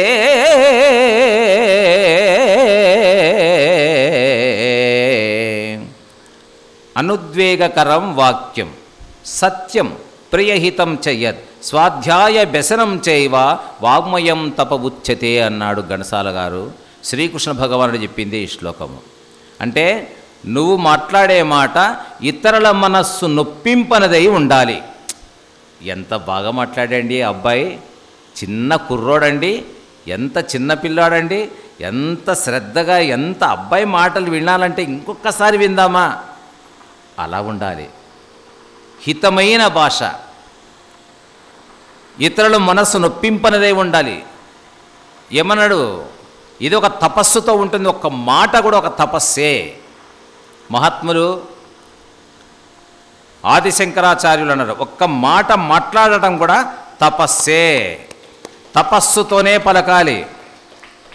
తప ఉచ్యతే, నువ్వు మాట్లాడే మాట చాలా శ్రద్ధతో మాట్లాడాలి. నువ్వు మాట్లాడే మాట ధర్మమై ఉండాలి. హైకోర్టుకు పోయినా రూపాయికి 100 పైసలే, అలా నువ్వు మాట్లాడాలి. ఎట్లంటే ఎట్లా నోరుందని మాట్లాడితే కాదు. ఇక్కడ మాధవుని శ్రీకృష్ణుని ఏమన్నాడు? ఎవరు? అర్జునుడు. హే మాధవ, హే కృష్ణ అన్నాడు. అసలుగా భారతం చెప్తుంది. అంటే ఒక భగవంతుని పట్టుకొని హే మాధవ, హే కృష్ణ, ముందుగా ఈ రథాన్ని తీసుకోవయా, గొల్లవాడ నల్లవాడు ఓ ఇంకెన్నెన్ని అన్నాడో. నాకు అనిపిస్తుంది లాస్ట్ 4వ రోజున ఈ శివరామయ్య మన మిత్రులంతా ఇక్కడ ప్రోగ్రాము మీ ఆధ్వర్యంలో జరుగుతుంది కాబట్టి విశ్వరూప సందర్శన యోగం చెప్పుదామని అనుకుంటున్నాను లాస్ట్ 4వ రోజున. ఎందుకంటే భగవద్గీతకే అది హైలైట్. అది అసలుగా విశ్వరూపాన్ని పరమేశ్వరుడు ఆ కృష్ణుడు చూపిస్తాడు. అది మంచి అధ్యాయం అది. హే మాధవ, వెంటనే ఈ రథాన్ని తీసుకుని వెళ్ళి, ఆహా అలాగా సార్, అలాగే సార్, అలాగే సార్, మీరు చెప్పినట్టే చేస్తాను సార్, మీరు చెప్పినట్టే చేస్తాను. కానీ తెలుసు పరమాత్మకు, నీవెప్పుడు బోరుమంటావో భ్యారమంటావో, నీ బ్యాటరీ ఎప్పుడు డౌన్ అయిపోతుందో ఈయనకు తెలియదా మహాత్ముడికి, శ్రీకృష్ణ భగవానుడికి. అందుకే ఎప్పుడు కూడా అహం అనేది మనిషిలో ఆవరిస్తే అది ఎప్పటికైనా మనిషిని కాల్చేస్తుంది. అందుకనే పెద్దలు విద్యా వినయ సంపన్నే బ్రాహ్మణే గవిహస్తిని శునిచైవ స్వపాకే చ పండితా సమదర్శినః. విద్యా వినయ సంపన్నుడైన బ్రాహ్మణుడు గొప్పవాడు, పండితుడు ఎవరైనా సరే, ఒక చండాలుడు వస్తాడు అతన్ని సమానంగానే చూస్తాడు, ఒక బ్రాహ్మణుడు వస్తాడు అతన్ని సమానంగానే చూస్తాడు. కుక్క మాంసం వండుకొని తినువాని యందు కూడా సమభావమే కలిగి ఉంటుంది. ఓ గోవునందు సమభావమే ఉంటుంది. పండితులు ఎప్పుడు కూడా ఎవ్వరిని తిరస్కరించరు, అందరినీ సమదృష్టితో చూస్తారు పండితులు. అలా ప్రతి ఒక్క భావన, ప్రతి ఒక్కరూ అహం లేకుండా ఆ విధంగా ఉండగలగాలి. ఇలాగే ఒక గ్రామంలో ఒక పండితుడికి ఎనలేనంత అహంకారం పెరిగింది. అంటే అతని విద్య ముందర ఎవ్వరు కూడా గెలవలేకపోయారు. గొప్పవాడు ఈ పండితుడు, వాస్తవంగా గొప్పవాడే, సరే అనుకున్నాడు. ఒకరోజు అహం పెరిగింది బాగా, నాకు ఎదిరించే వాళ్ళే లేరు అనుకున్నాడు. సరే మా ఊర్లో అందరూ కాశీకి పోయి ఇచ్చారు, నేను కూడా కాశీకి వెళ్ళొస్తానని చిన్నగా కాశీ ప్రయాణానికి బయలుదేరాడు. బయలుదేరుతూ ఉంటే మధ్యలో ఒక నది వచ్చింది, ఓ కృష్ణానది లాంటిది, పెద్ద నది. చూచాడు, ఇది దాటలేను, ఎలా ఏం చేయాలని చూస్తే అక్కడ ఒక బేస్తవాడు పడవ పెట్టుకుని ఉన్నాడు. చూచాడు ఈ పండితుడు, బాబు అబ్బాయి ఇలా రామ్మా అన్నాడంతే. ఆ అబ్బాయి పరిగెత్తుకుంటూ వచ్చాడు. స్వామి చెప్పండి పండితులు వారు. నాయనా నేను కాశీకి వెళుతున్నాను, నన్ను ఈ నావలో, ఇక్కడ నావ అంటారా పడవ అంటారా ఇక్కడ ఈ ప్రాంతంలో పడవ, ఈ పడవలో నన్ను ఈ నదిని దాటిస్తే నీకేదైనా బహుమానం ఇస్తానన్నాడు. మంచిది గురువు గారు, మీరు కూర్చోండి, మీరు ఇచ్చినంత చాలన్నాడు. అలా కాదయ్యా, ముందే నిర్ణయించుకుందాం, ఎందుకంటే ఎక్కిన తర్వాత ఒక రేటు, దిగిన తర్వాత ఒక రేటు, ఇవి ఇప్పుడు జరిగేటివన్నీ అట్లుంటాయి కాబట్టి ముందే చెప్పు, ఎంత ఇవ్వాలనో ఇస్తానన్నాడు. ఓ 11 రూపాయలు ఇవ్వండి అన్నాడు. ఇంక 4 రూపాయలు ఎక్కువ ఇస్తా, 15 రూపాయలు ఇచ్చేస్తా పో అన్నాడు. ఆ రోజు 15 రూపాయలు అంటే కూడా ఆ రోజు గొప్పదే అది. సరే ఈ పండితుడు కూర్చున్నాడు. ఈ పడవవాడు వేస్తవాడు తెడ్డు వేసుకుని ఐస్సా ఐలెస్సా ఐస్సా చక్కగా గానం చేసుకుంటూ వెళ్ళిపోతున్నాడు. వెళ్ళిపోతుంటే కాస్త దూరం వెళ్ళగానే ఈ పండితుడికి ఒక సంకల్పం కలిగి ఒక కేక వేశాడు. ఓ బేస్తవాడా అన్నాడు. గురువుగారు పిలిచారా? అవునరా పిలిచానురా. చెప్పండి గురువుగారు. ఒరే నీకు మీమాంసం తెలుసారా అన్నాడు. మీమాంసం అనేది అదొక వృత్తి, అదొక విద్య, ఆ సబ్జెక్టు. వీడన్నాడు, స్వామి మా అమ్మతోడు నాకు ఏమీ తెలియదు స్వామి, మీమాంసమేందో ఇంతవరకు వినలేదు, కానీ మీరు మీమాంసం అంటున్నారు నాకు తెలియదు, కానీ మేము తినే మాంసం గురించి చేపల గురించి ఎంత చెప్పమంటే చెప్తానన్నాడు. ఎందుకంటే బాగా మాంసం తినేవాడు కదా వీడు, ఎంత చెప్పమన్నా చెప్తానన్నాడు. చీ యదవన్నారా యదవ, మీ మాంసం గురించి తెలియదారా నీకు? అసలు ఏం బ్రతుకురా నీ బ్రతుకు, నీ జీవితంలో 100 ఏండ్లు 25 ఏండ్లు కట్ అన్నాడంతే. పోతే పోయిందిలే స్వామి, మాకు చదువురాని వాళ్ళమన్నాడు. సరే వెళుతుంది పడవ, వెళుతుంది. మళ్ళా కాస్త దూరం వెళ్ళేసరికి ఈ పండితుడికి ఓ బేస్తవాడా అన్నాడు. స్వామి పిలిచారా అన్నాడు. అవునరా పిలిచానురా. చెప్పండి స్వామి నీకు వ్యాకరణం తెలుసా అన్నాడు. వ్యాకరణం అంటే వీడన్నాడు, స్వామి నాకు వ్యాకరణము తెలియదు, గోకర్ణము తెలియదు, ఏది తెలియదు నాకు అన్నాడు. చీ నీ దండగ, నీ బ్రతికే దండగ, ఇదో నీ జీవితంలో ఇంకొక 25 ఏండ్లు కట్టు అంటే 50 సంవత్సరాలు కట్ చేసిన. పోనీలే స్వామి పోతే పోయినాయిలే అన్నాడు. మళ్ళా పడవ వెళుతూ ఆనందంగా వెళుతుంది. ఇంకా కాస్త దూరం వెళ్ళింది. వెళ్ళగానే ఈ పండితుడు గమ్మునుండాలి కదా, మళ్ళీ కేక వేశాడు. ఓ బేస్తవాడా అన్నాడు. స్వామి ఊక అరవకుండా నోరు మూసుకొని కూర్చోండి స్వామి, కొద్దిసేపు అయితే ఒడ్డు దాటిస్తా, నా 15 రూపాయలు నాకు ఇచ్చేయండి, మీ దారిన మీరు వెళ్ళండి, నా దారిన నేను వెళ్తా. ఎందుకు స్వామి ఊక ప్రయాస, ఊక ఎందుకు అలా మాట్లాడుతున్నావు? మేము చదువురాని వాళ్ళం స్వామి, మాకు చదువు లేని వాళ్ళము. అది కాదురా అబ్బాయి, చెప్పండి స్వామి నీకు జ్యోతిష శాస్త్రం తెలుసా అన్నాడు. వామ్మో ఏమి గిరాకెక్కిందిరా పొద్దున్నే, నన్ను సంపగ తింటున్నాడు ఈ పండితుల వారు. స్వామి నాకు పొట్టజించితే అక్షరం రాదు స్వామి, మా తాత చదవలే, మా ముత్తాత చదివిలా, మా నాయన చదవలే, నేను చదవలేదు స్వామి, నా కొడుకులు కూడా ఇదే పని చేస్తున్నారు స్వామి, నన్ను విడిచిపెట్టు దేవా అన్నాడు. చీ ఎందుకు జన్మరా, ఏమి జన్మ ఏమి బ్రతుకురా, మీ అమ్మ కడుపును ఎట్లా పుట్టావురా నువ్వు అసలుగా, చీ మరణించటే బాగుండు కదరా అసలుగా, ఎందుకు ఎత్తావురా ఈ జన్మ, నీకు వ్యాకరణం తెలుదు, మీమాంసం తెలుదు, జ్యోతిష శాస్త్రం తెలుదు, రేయ్ నువ్వు లాభం లేదు, కానీ నీ జీవితంలో నీ ఇంకొక 25 ఏండ్లు కట్టు అంటే 75-30% నీ జీవితమే వేస్ట్ చేసుకున్నావు పోనే. సర్లే స్వామి పోతే పోయిందిలే స్వామి, నువ్వే 100 ఏండ్లు బతుకని ఈ తెడ్డేసుకుంటా పోతూ ఉన్నాడు. పోతూ ఉంటే వెళుతూ ఉంటే దైవ కరుణ ఎలా మారిపోయిందంటే ఆకాశం మబ్బులు పట్టేసింది, ఒక్కసారిగా వాతావరణం అంతా మారిపోయింది, విపరీతమైన తుఫాన్ గాలి లేసింది, ఒక్కసారిగా కుంభవర్షం కురిసింది. కురవగానే ఆ వర్షపు నీళ్ళన్నీ పడవలేకి స్టాక్ అయిపోయినాయి. అయ్యా స్వామివారి మూట కూడా తడిసిపోయింది. చూశాడు. ఇంకొక క్షణము 2 క్షణాల్లో, నిమిషం 2 నిమిషాల్లో పడవ మునిగిపోయే ప్రమాదం వచ్చింది. అప్పుడు పండితుణ్ణి బేస్తవాడు అడుగుతున్నాడు, ఓ పండితుల వారు, ఏందిరా నీకు ఈత విద్య వచ్చా? నాకు రాదురా. రాదా? రాదురా. అయితే నా జీవితం పావు జీవితం వేస్ట్. ఇప్పుడు నీ జీవితం మొత్తం సర్వనాశనమైపోతుంది పండితుల వారు. ఆ నీళ్ళన్నీ పడవ నిండిపోయింది. ఎత్తేయడానికి పాత్రలు ఉన్నాయా? ఏముండాయా? సాధ్యమవుతుందా? అయినా కూడా వీడు తెడ్డి వేయాలా? అయ్యగారు బాబు స్వామి మూట తడిసిపోయింది. గడగడ వణుకుతున్నాడు. ఒక్కసారిగా డుమాలున మునిగిపోయింది పడవ.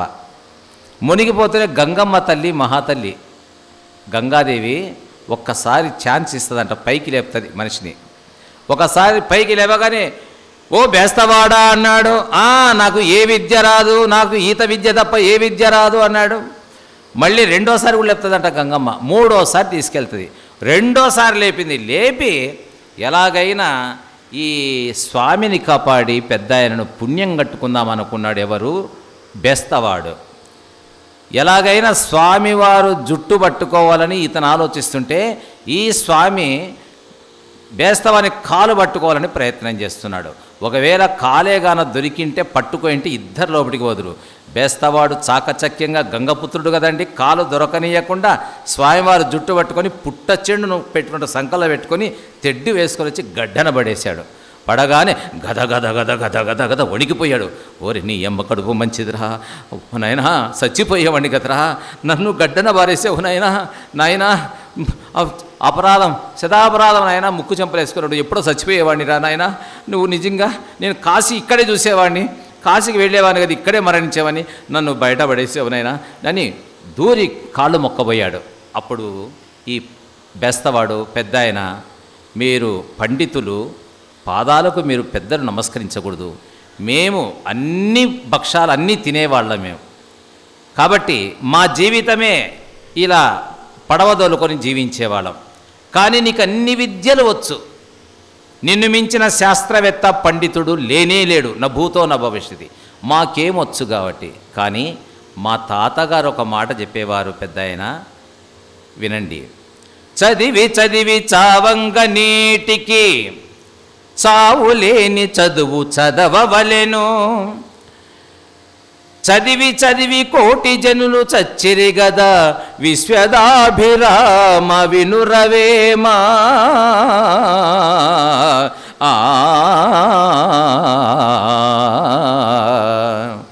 కానీ ఏమి ప్రయోజనం ఉంది నువ్వు ఎన్ని చదువులు చదివితే, నీకెంత విద్య ఉంటే ఏమి ప్రయోజనం ఉంది? అన్ని విద్యల్లో ఆరితేరని నిపుణుడివే, కానీ నీకు ఈత రాదు, సచ్చేవాడివే కదా.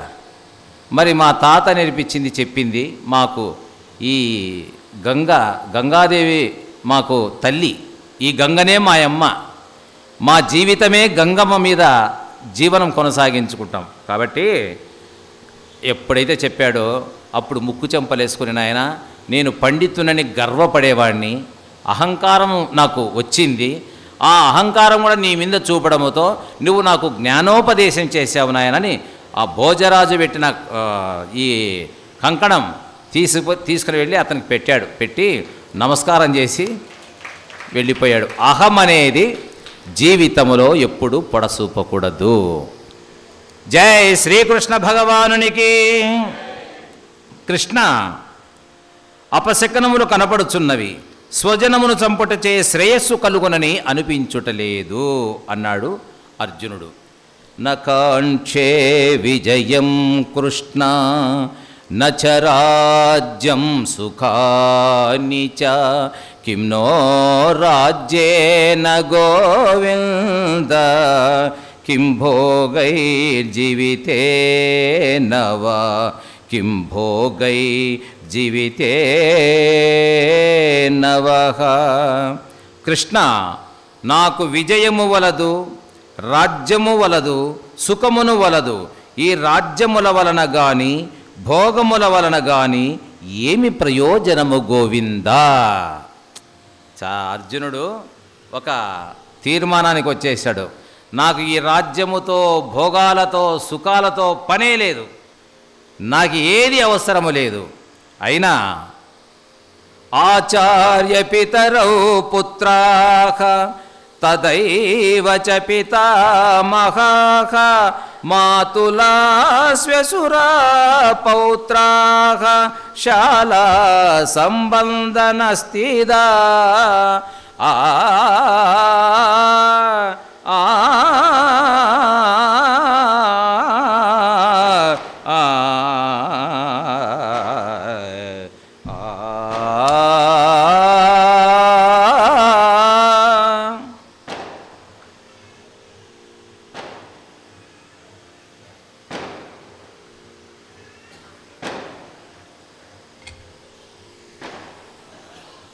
ఎవరి కొరకు ఈ రాజ్యమును భోగములను సుఖములను కోరుచుంటిమో అట్టి గురువులు, తండ్రులు, తాతలు, మేనమామలు, మామలు, బావమరుదులు, ఇతర బంధువులు అందరూ తమ ధన ప్రాణములను సైతము లెక్కసేయక ఈ రణరంగమును నిలిచి ఉన్నారు కదా. కాబట్టి నేను వీరితో యుద్ధము చేయలేను పరమాత్మ. నాకు వీరితో యుద్ధము చేయాలని నాకు లేదు. నా మనస్సే మారిపోయింది. నేను వీరితో ఇంకా నేను యుద్ధం చేయలేను. ఎలా? కులక్షయే ప్రణశ్యంతి కులధర్మా సనాతనః ధర్మే నష్టే కులం కృత్స్నం అధర్మోభిభవత్యుత అధర్మాభిభవాత్ కృష్ణ ప్రదుష్యంతి కులస్త్రియః స్త్రీషు దుష్టాసు వార్ష్ణేయ జాయతే వర్ణసంకర జాయతే వర్ణసంకర సంకరో నరకాయైవ కులజ్ఞానాం కులస్య చ పతంతి పితరో హ్యేష లుప్తపిండోదక క్రియాః.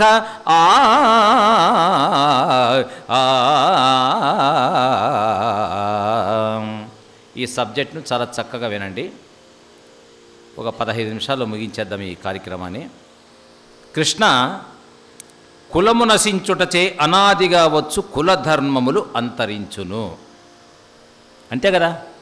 కులము నశించిపోతే, కులము నశించుటచే అనాదిగా అంటే మన సనాతన ధర్మాలన్నీ అంతరించిపోవును. కుల స్త్రీలు భ్రష్టులగుదురు. దీనివలన వర్ణ సంకరమగును. అట్టి వర్ణ సంకరము చేసిన వారికి సంకరమునందిన కులమునకు నరకము ప్రాప్తించును. ఫలితముగా పితృదేవతలు శ్రాద్ధ తర్పణము లేని వారై అధోగతి చెందుదురు. ఇది ముఖ్యంగా వినవలసింది, అందరు గుర్తించుకోండి. నేను ఒకవేళ యుద్ధం చేస్తాను, యుద్ధం చేసి ఏం జరుగుతుంది? ఒక్కడు బట్టగట్టేవాడు బ్రతకలేడు, అందరిని వేసేస్తా. అర్జునుడు అంటే సామాన్యుడా? ఎవడు బ్రతకడు. ఒకవేళ నా సైన్యంలో కూడా కొంతమంది పోవచ్చు, నా సైన్యంలో కూడా కొంతమంది వెళ్ళిపోవచ్చు. కౌరవులు ఎవడు ఒక్కడుండడు. అంత వీళ్ళ ఈ సైన్యానంతా మట్టు పెడతాను. వీళ్ళంతా పోయిన తర్వాత, చనిపోయిన తర్వాత ఆడవాళ్ళు గ్రామంలో ఎలా ఉంటారు? ముండ మోస్తారు. మగవాళ్ళు లేనప్పుడు అంతే కదా, అంత ముండ మోస్తారు. భర్త లేని వాళ్ళు అవుతారు. అందులో వయసులో ఉన్న అమ్మాయిలు, చిన్న వయసులో ఉన్న పెళ్ళిళ్ళు చేసుకున్న అమ్మాయిలు, వాళ్ళు భ్రష్టులై కులము కాని కులాలలో వివాహాలు చేసుకుంటారు. అప్పుడు కులము కాని కులములో వివాహం చేసుకున్నప్పుడు అక్కడ ఏమవుతుంది? వర్ణ సంకరం ఏర్పడుతుంది. వర్ణ సంకరము చేసిన వారికి సంకరమునందిన కులమునకు నరకము ప్రాప్తించును. అప్పుడు భార్యాభర్తలు ఒక్కొక్క కులము నుండి వచ్చిన వారు పెద్దలకు సాంబ్రాణి పిండ తర్పణాలు ఎలా చేయగలుగుతారు? అది వర్తించదు. కాబట్టి పితృదేవతలు కూడా శ్రాద్ధ తర్పణము లేని వారై అధోగతి చెందుదురు. కృష్ణ చూడండి, అర్జునుడు ఎంత దూరదృష్టితో ఆలోచించాడో మహానుభావుడు. అందుకే అర్జున విషాద యోగమైపోయింది అది. ఆయన ఆలోచించింది ఏమిటంటే అర్జున విషాద యోగమైంది. అలా చక్కగా శైరేతై కులజ్ఞానాం వర్ణసంకరకారకై ఉత్స్యాద్యంతే జాతిధర్మాః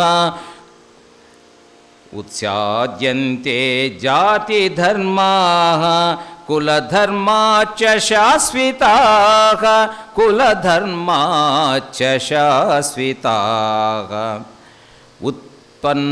ఉత్సన్నకులధర్మాణాం మనుషాణాం జనార్దన నరకే నియతం వాసో భవతీత్యను శుశ్రుమా.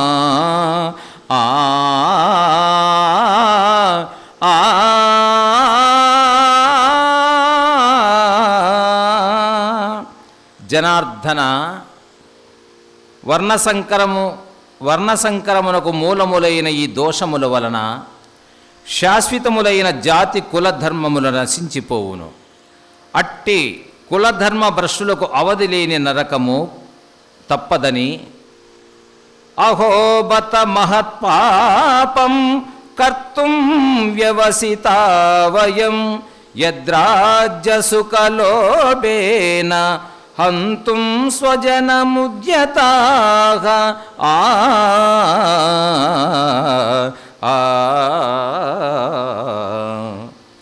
రాజ్య సుఖలోభములు చేత స్వజులను హరింపబోని అయ్యో ఎంతటి మహాపాతకమునకు ఒడిగట్టితిమి కృష్ణ అన్నప్పుడే కృష్ణుడు, నన్నెందు గలుపుకుంటావు అర్జున, యుద్ధం చేసేవాడివి నీవు కానీ ఇంతటి మహాపాపమునకు ఒడిగట్టితిమి కృష్ణ అంటున్నావు. నేను బండి తోలేవాడినే రా, నేను యుద్ధం చేసేవాడివి నువ్వు, నన్నెందుకు కలుపుకుంటావు? నాకే పాపము అవసరం లేదు, పుణ్యం అవసరం లేదు. అందుకే భగవంతుడు పాపకర్మలు ఆయనకంటావు. పాపము అన్నమయ్య అన్నాడు కదా, నాకు పాపపుణ్యాలతో పనే లేదు, పాపము నాకు అవసరం లేదు, పుణ్యముతో నాకు పని లేదు. అందుకే భగవంతుడు కూడా పాపపుణ్యాలు ఆయనకు ఏ కర్మలు అంటనివాడు శ్రీకృష్ణ భగవానుడు. నన్నెందుకు కలుపుకుంటావరా,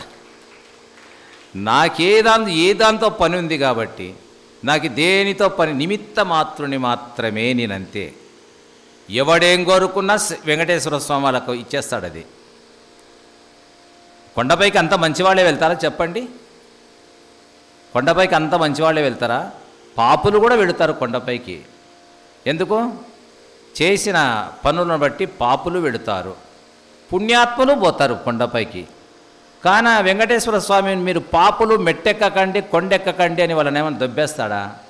లేదే. వాళ్ళకు కూడా నన్ను అడిగితే వాళ్ళకి ఇంకా మంచి ఆహ్వానం ఇస్తాడేమో అనుకుంటున్నాను నేను. కలియుగం కదా ఇది, పాపం పండాలి కదా.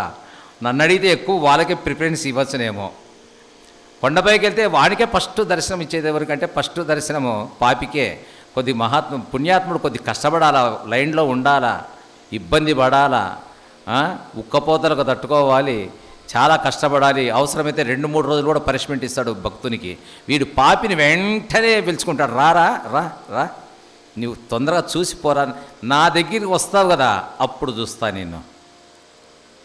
ఎన్నెన్ని జన్మలో ఎన్ని నరకపాతకాలో ఇవన్నీ చెప్పనవసరం లేదు. కాబట్టి పాపి వెళుతాడు, పుణ్యాత్ముడు వెళ్తాడు. కానీ ఇలాగే ఒక దొంగవాడు ఇంట్లో గింజలు లేవు, పిల్లలకు గంజి పోద్దామన్నా లేదు, కష్టమా చేయడు వీడు. చిన్నప్పటి నుండి దొంగతనాలు చేసేది నేర్చుకున్నాడు. వాని అబ్బా, వాని తాత అందరు ఇదే పనే. వానికి వృత్తి అది. నేను భగవద్గీత చెప్పినట్టు ఇంకా వానికి వేరే వృత్తి రాదు. వ్యవసాయం చేయలేడు, ఒళ్ళుంచి పని చేయలేడు, కూలి పని చేయలేడు. సుఖంగా దొంగతనాలు చేసేది భలే ఉంటుంది. అది కూడా నన్ను అడిగితే బ్యాంకులు కన్నాలేయడం, ఇండ్లు తాళాలు పడిన ఇండ్లని కొట్టి దొంగతనాలు చేయడం, దాంట్లో మంచి నైపుణ్యుడు వీడు. కాబట్టి వాడికి ఎంత డబ్బులన్నీ అయిపోయాయి, దొంగతనాలు జరగలేదు, సరిగ్గా లేదు. ఓ రోజు ఏమండి మన పరిస్థితులు అయిపోయింది, భార్య చెప్పింది. చెప్తే ఆ రోజు బ్రాహ్మీ ముహూర్తములో ముక్కితే కోరిక నెరవేరుతాయంటని ఎవరు చెప్పినాడో వారికి. ఉదయమే 4 గంటలకు లేచి, ఓ వెంకటేశ్వర, పరమేశ్వర, రాతిలో ఉండే కప్పకు కూడా అన్నం పెడుతున్నావు కదయ్యా, నాకు 3 రోజులైంది సరైన భోజనం లేక పిల్లలంతా అల్లాడిపోతున్నారు. స్వామి, నేను రేపు ఈరోజు దొంగతనానికి పోతాను, ఈరోజు రాత్రికి. నాకు 4 లక్షల రూపాయలు దొరికితే నీకు 2 లక్షలు హుండీలో వేస్తాను, పైకి వచ్చి 2 లక్షలు నాకు చాలు స్వామి అన్నాడు. పాపం ఏమండి, చాలా సంతోషం అండి. భార్య కూడా మంచిది, చాలా మంచిది. భార్య కూడా వద్దండి అనే సమస్య కాదు. చాలా చక్కగా మా ఆయన తెస్తే చాలు, నాకు అంత ఇంకేముంది, ఆయన ఎట్లన్నది అని వాని కర్మ వాందే, నా కర్మ నాదే. అందుకే వాల్మీకి మహర్షి ఎందుకు మారిపోయాడంటే భార్య వైరాగ్యం నుంచే మారిపోయాడు, భార్య మాటల వల్లనే. వాల్మీకి మహర్షి వాల్మీకి రామాయణం రాసిన మహాత్ముడైన. నభూతో న భవిష్యతి. వాల్మీకి మహర్షి గురించి చెప్పుకుంటే శరీరములో ఉండే కేశములు నిక్కబడుచుకుంటాయి. వాల్మీకి రామాయణం అంతా చదివా నేను బాగా చక్కగా. వాల్మీకి పెద్ద దొంగ, మళ్ళా మామూలు కాదు. ఎవడా దారిలో నుంచి ఆయనను కళ్ళగప్పి వెళ్ళేవాడు ఎవడు లేడు. ఋషులని కొట్టేవాడే, ఎవడొచ్చినా వాయించి పారేసేవాడే. వాళ్ళ దగ్గర ఏముందో తీసుకెళ్ళేవాడు అంతే. భార్య పిల్లలకు పెట్టేవాడు. బ్రహ్మాండంగా కొన్ని సంవత్సరాలు జరిగిపోయింది. అదే దారి వెంట మహర్షులు వచ్చినారు. మహర్షులు రాగానే పట్టుకున్నాడు అందరినీ. ఏయ్ ఎక్కడికి వెళ్తున్నారు, ఆగండి అన్నాడు. అంతే, ఆగిపోయారు. ఆగిపోగానే మొత్తం మీ దగ్గర ఉండేటివన్నీ ఇచ్చేయండి అన్నాడు. ఏముంది, రుద్రాక్షమాలలు, స్ఫటికమాలలు ఏమున్నాయి గట్టి వాళ్ళ దగ్గర, కమండలాలు, ఇవే ఏమున్నాయి నాయన, ఉన్నవని వాటితో ఎందుకని అన్నీ ఒలిచిచ్చి, వాళ్ళు కూడా ఒలిచి ఇచ్చేశారు. వాళ్ళేమంతటితో మొత్తం మా దగ్గర ఉండేది అని ఇచ్చేశారు. ఇచ్చి యోగ దృష్టితో చూశారు. చూస్తే చరిత్ర వేరే ఉంది ఇతనిది. టైం వచ్చిందండి. క్షణములో వైరాగ్య భావన. అన్నమయ్య ఎలా మారిపోయాడో, ఒక్క క్షణమే జీవితం, మనిషి మారిపోవడానికి ఒక్క క్షణమే టైం వచ్చింది వాల్మీకి మహర్షికి. యోగ దృష్టితో చూస్తే ఇతను మహాత్ముడు కాబోతున్నాడు. సూర్య చంద్రులు ఉన్నంత వరకు కూడా వాల్మీకి రామాయణం రాయబోతున్నాడని మహర్షులు గుర్తించారు. గుర్తించి, అయ్యా ఎందుకు ఇంత చండాలమైన పనులు చేస్తున్నావు నువ్వు, నీది చాలా పాపం, ఇది ఎంత ద్రోహం చేస్తున్నావు, మాలాంటి మహాత్ములను కొట్టడం వల్ల నీకు నరకయాతన అనుభవిస్తావు అంటే, లెక్క చేయలే. సరే, వాళ్ళు ఎంతో శ్రమ చేశారు, అయినా ఒకటి అన్నాడు, ఎందుకు నువ్వు పని చేస్తావు, ఎందుక, నా భార్య పిల్లలు కొడుకులు మొత్తం వాళ్ళను పోషించడానికే నేను పని చేస్తున్నానే కానీ నా పొట్ట కోసం కాదన్నాడు. ఓహో, నీ పొట్ట కోసం కాదు, ఎవరి కోసం, నీ భార్య పిల్లల కోసం. అవును అన్నాడు. సరే, అయితే మేము ఒక షరతు పెడతాము, మేము ఇక్కడే ఉంటాము, నువ్వు వెళ్ళి నీ భార్య పిల్లల్ని అడుగు, నీ పాపములో నీ దొంగతనములో వాళ్ళేమైనా పాలు పంచుకుంటారేమో అని కాస్త వెళ్ళి అడిగిరా. అయ్యా, అప్పుడు వాల్మీకి అని పేరు లేదు, దొంగనే. వెళ్ళి ఒకసారి అడిగిరా, నీ భార్య పిల్లల్ని అడిగిరా, వాళ్ళేమైనా అలా దానికి అంగీకారం ఇస్తే మేము మహర్షులము, నువ్వు చెప్పిన శిక్షకు దేనికైనా మేము తయారన్నారంతే, నువ్వు మమ్మల్ని ఏమన్నా చేయి, మేము తయారు, వెళ్ళన్నారు. ఉంటేనే వాల్మీకి మహర్షి సరే ఇక్కడే ఉండండి అని వాళ్ళని తాళ్లతో బంధించి, మళ్ళీ ఎక్కడ పోతారేమో అని వాళ్ళ తాళ్లతో బంధించి ముగ్గురిని వెళ్ళాడు వాల్మీకి మహర్షి. వెళ్ళి భార్యను పిల్లల్ని అందరినీ పిలుచుకున్నాడు. సమావేశం ఏర్పాటు చేశాడు. దేవి, నేనంటే నీకు ప్రేమనేనా అన్నాడు. అదేమిటండి, అగ్నిసాక్షిగా వివాహం ఆడారు మీరంటే ఇష్టమేమిటండి, నా ప్రాణం ఏమన్నా ఇచ్చేస్తా నేను. ఆహా, ఎంత నా ఇల్లాలు ఎంత చక్కగా చెప్పింది. పుత్రులు బిడ్డలందరిని అడిగాడు, నాన్న మీరంటే మాకు ముఖ్యం నాన్న, మీకోసమే మేము జీవిస్తున్నాము నాన్న, నువ్వు లేకపోతే మేము లేము నాన్న. అవురా, ఇది లెక్కైన మాట. సరే దేవి, ఒక చివరి మాట అడుగుతున్నాను. నేను దొంగతనాలు చేసి మహాత్ములను, ఋషులను, దేవతలను ఎందరెందరినో కొట్టి తెస్తున్నాను సంపదను. చక్కగా మనము అనుభవిస్తున్నాము ఆ ధనముతో కదా, అవునా? అవునండి. నీ మెడలో ఉండే హారాన్ని కూడా నేను తెచ్చేసిందే, అవునా? అవునండి. నీ వడ్డాణం నేను పెట్టిందే కదా. అయ్యయ్యో, మీరు పెట్టింది కాకపోతే ఎవరు పెడతారండి? నీ చేతిలో ఉండే బంగారు గాజులు ఎవరివి? మీరు తెచ్చిందేనండి. మరి ఈ వజ్రవైడూర్యాలు, ఇంటిలో ఉండే వస్తువులు ఎవరు తెచ్చారు? మీరే, నేనే కదా. సరే, బాగుంది. నా యొక్క చిన్న విన్నపము, నేను పందెం వేసుకొని వచ్చాను, మహర్షులతో కట్టేసి వచ్చాను, మళ్ళా వాళ్ళని తోలు తీస్తా ఇప్పుడు పోయి వాళ్ళను. దేవి, నేను చేసిన దొంగతనములో, నేను చేసిన పాపములో మీరు పాలు పంచుకుంటావా లేదా దేవి? ఏమండి, ఏమన్నారు? కొద్ది గట్టిగా చెప్పండి. నేను చేసిన దొంగతనములో, పాపములో నీకు కూడా సగభాగం ఉందన్నావు కదా. ఏమన్నావు? అగ్ని సాక్షిగా వివాహం ఆడినానండి, నీ దేహములో సగభాగం ఇచ్చేశాను నేను, నువ్వు నాకు సగభాగం ఇచ్చావన్నావు కదా. మరి ఈ పాపములో కూడా సగభాగం పంచుకుంటావా అన్నాడు. అవురా, ఏవండి, ఇది మాత్రం బాగలేదండి. ఈ మాట అడగకండి, ఇంకేమైనా అడుగు కానీ ఈ మాట మాట్లాడకండి. అదేమిటి దేవి? నాకెందుకండి నీ కర్మలతో పనేముంది? నీ పాపముతో నాకేం పని ఉందండి? నేను వివాహం ఆడాను, అర్ధ శరీరాన్ని పంచిచ్చావు, నేను నీకేం కావాలన్నా నీ పాదదాసిని. నువ్వు ఏం తెచ్చిపెట్టినా నేను చేసి పెట్టేవాడిని. నువ్వు గోంగూర తెచ్చినా పప్పు చేసి పెడతా, నీవు చుక్క కూర తెచ్చినా వంట చేసి పెడతా, నువ్వు ఏం తెచ్చినా చేస్తా, నువ్వు జింక మాంసం తెచ్చినా నేను వంట చేసి పెడతా. నా ధర్మం అంతే, నా ధర్మం అంతే. అంత ధర్మానికి మించి నేను వెళ్ళను. కానీ నువ్వు చేసిన పాపములో ఒక్క ఆవగింజంత పాపము కూడా నేను తీసుకోను, నాకు తగలదు. నీ పాపము నీదే, నా పాపము నాదే. నీ పుణ్యము నీదే, నా పుణ్యము నాదే. కానీ నువ్వు చేసే వృత్తిలో, నీ పాపములో నాకు ఏమాత్రము పాలు పంచుకోను అనగానే గిర్రమని తిరిగి కింద దబాలును కింద పడ్డాడు. ఇన్ని సంవత్సరాలు నేను ఎంతమందిని కొట్టినాను, ఎంతమందిని వేధించినాను, ఎంతమందిని బాధ పెట్టాను. మహర్షులు, సిద్ధులు, తపసంపన్నులు, వృద్ధులు, ముసలివాళ్ళు, పిల్లలను, పసిపిల్లలను, గొలుసులుంటే పెరుక్కొని వాళ్ళను అవతల పారేశాను. ఏమిటి ఇది అని చెప్పి ఒక్కసారిగా వెళ్ళిపోతాడు అడవికి. వెళ్ళి వాళ్ళంతా కట్లు ఇప్పేసి వాళ్ళకు సాష్టాంగ నమస్కారం చేస్తాడు మహర్షి. చేసి, మీరెలా చెప్పితే అలాగే వింటాను. నా భార్య పాపములో పాలు పంచుకోదనింది, ఇంకా నాకొద్దు, ఆ సంసారముతోనే నాకు పని లేదు, మీరెలా చెప్పితే అలా. అంతలోపల నారదమునింద్రుడు రావడం, అయ్యా ఎంత శుభ సమయం వచ్చిందయ్యా, ఆహా నీ కీర్తి దశ దశలా వ్యాపించిపోతుంది. అదిగే దేనికైనా సమయం రావాలంట. ఇదిగో నీ కాలచక్రం తిరిగిపోయింది, ఇదిగో రామ రామ రామ అని అన్నాడు. వస్తే కదా, రాలే, రామ రాదు. మరి ఎందుకు అడవిలో ఉండేవాడు కదా, అన్నీ ఈ చెట్లు ఆ చెట్లు అన్నీ తెలుసు కదా.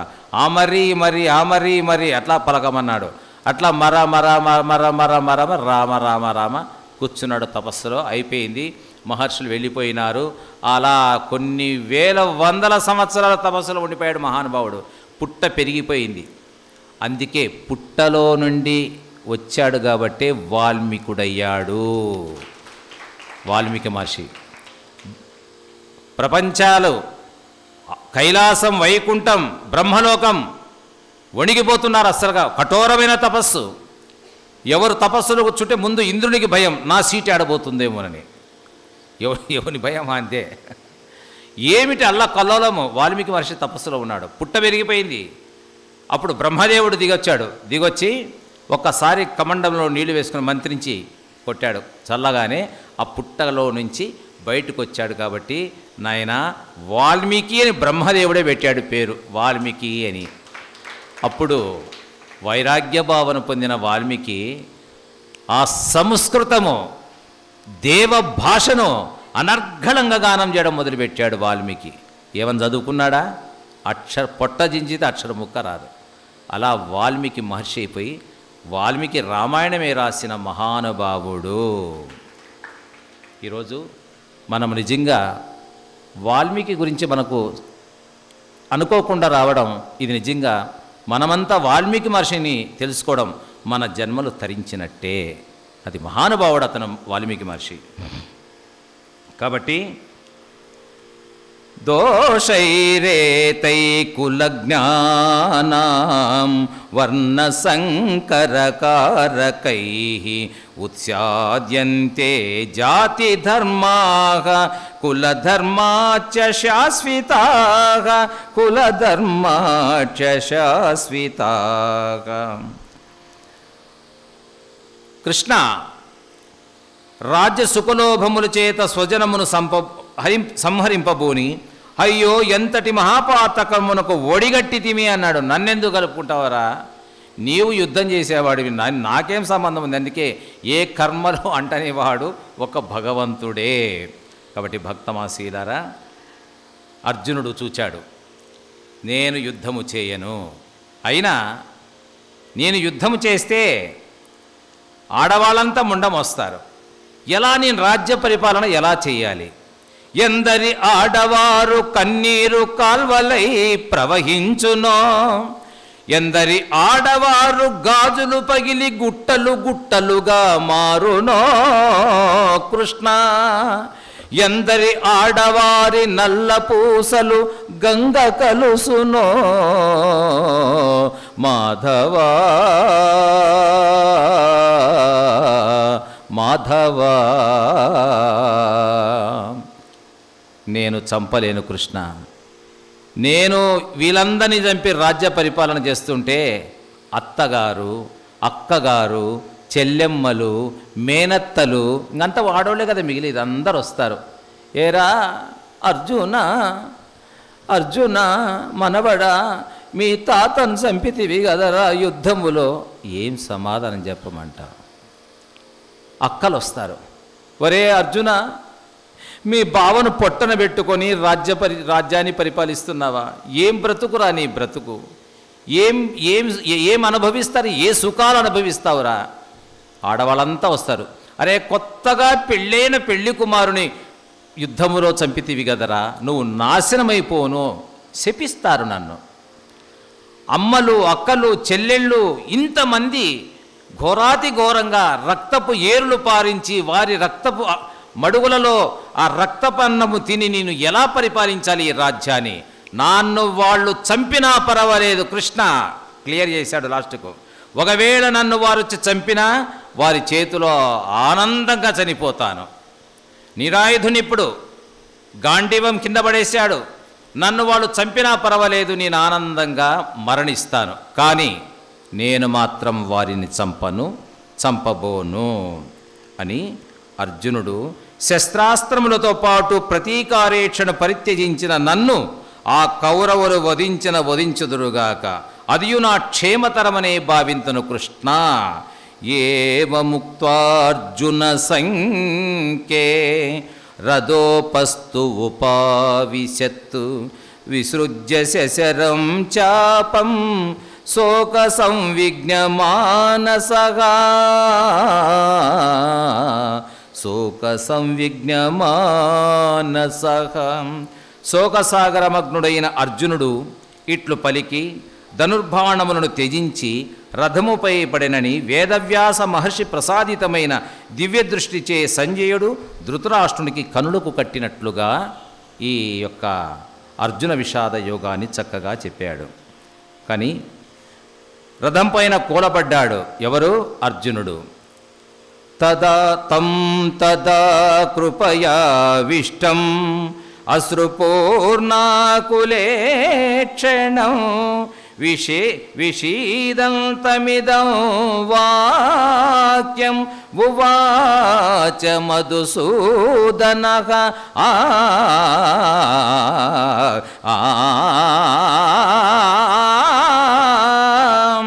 హృదయము ద్రవించి అశ్రుపూరిత నేత్రుడైన శోకతప్తుడైన అర్జునునితో మధుసూదనుడిట్లు పలికినని సంజయుడు ధృతరాష్ట్రునకు చెప్పదొడంగాను. అలా కృష్ణుడు చూచాడు. ఏడుస్తున్నాడు అర్జునుడు, కన్నీళ్లు ధారధారలా కారిపోతున్నాయి. ఆ సమయములో శ్రీకృష్ణుడు ఇలా అంటున్నాడంట, కుతస్త్వా కస్మెలమిదము విషమే సముపస్థితం అనార్యజుష్టమస్వర్గ్యం అకీర్తికరం అర్జున అర్జున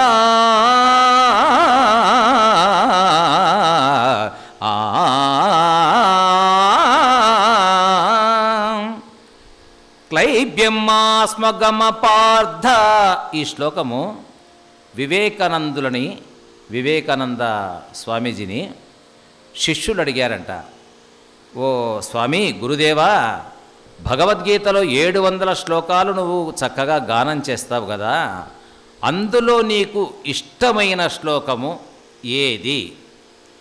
వివేకానందుని అడిగారు శిష్యులు, నీకు ఇష్టమైన శ్లోకము ఏది అన్నారు. అంటే ఆయన అన్నాడు 3వ శ్లోకం, క్లైబ్యమాస్మగమ పార్థ నైతత్వేయుపపద్యతే క్షుద్రం హృదయ దౌర్బల్యం త్యక్తోత్తిష్ట పరంతప.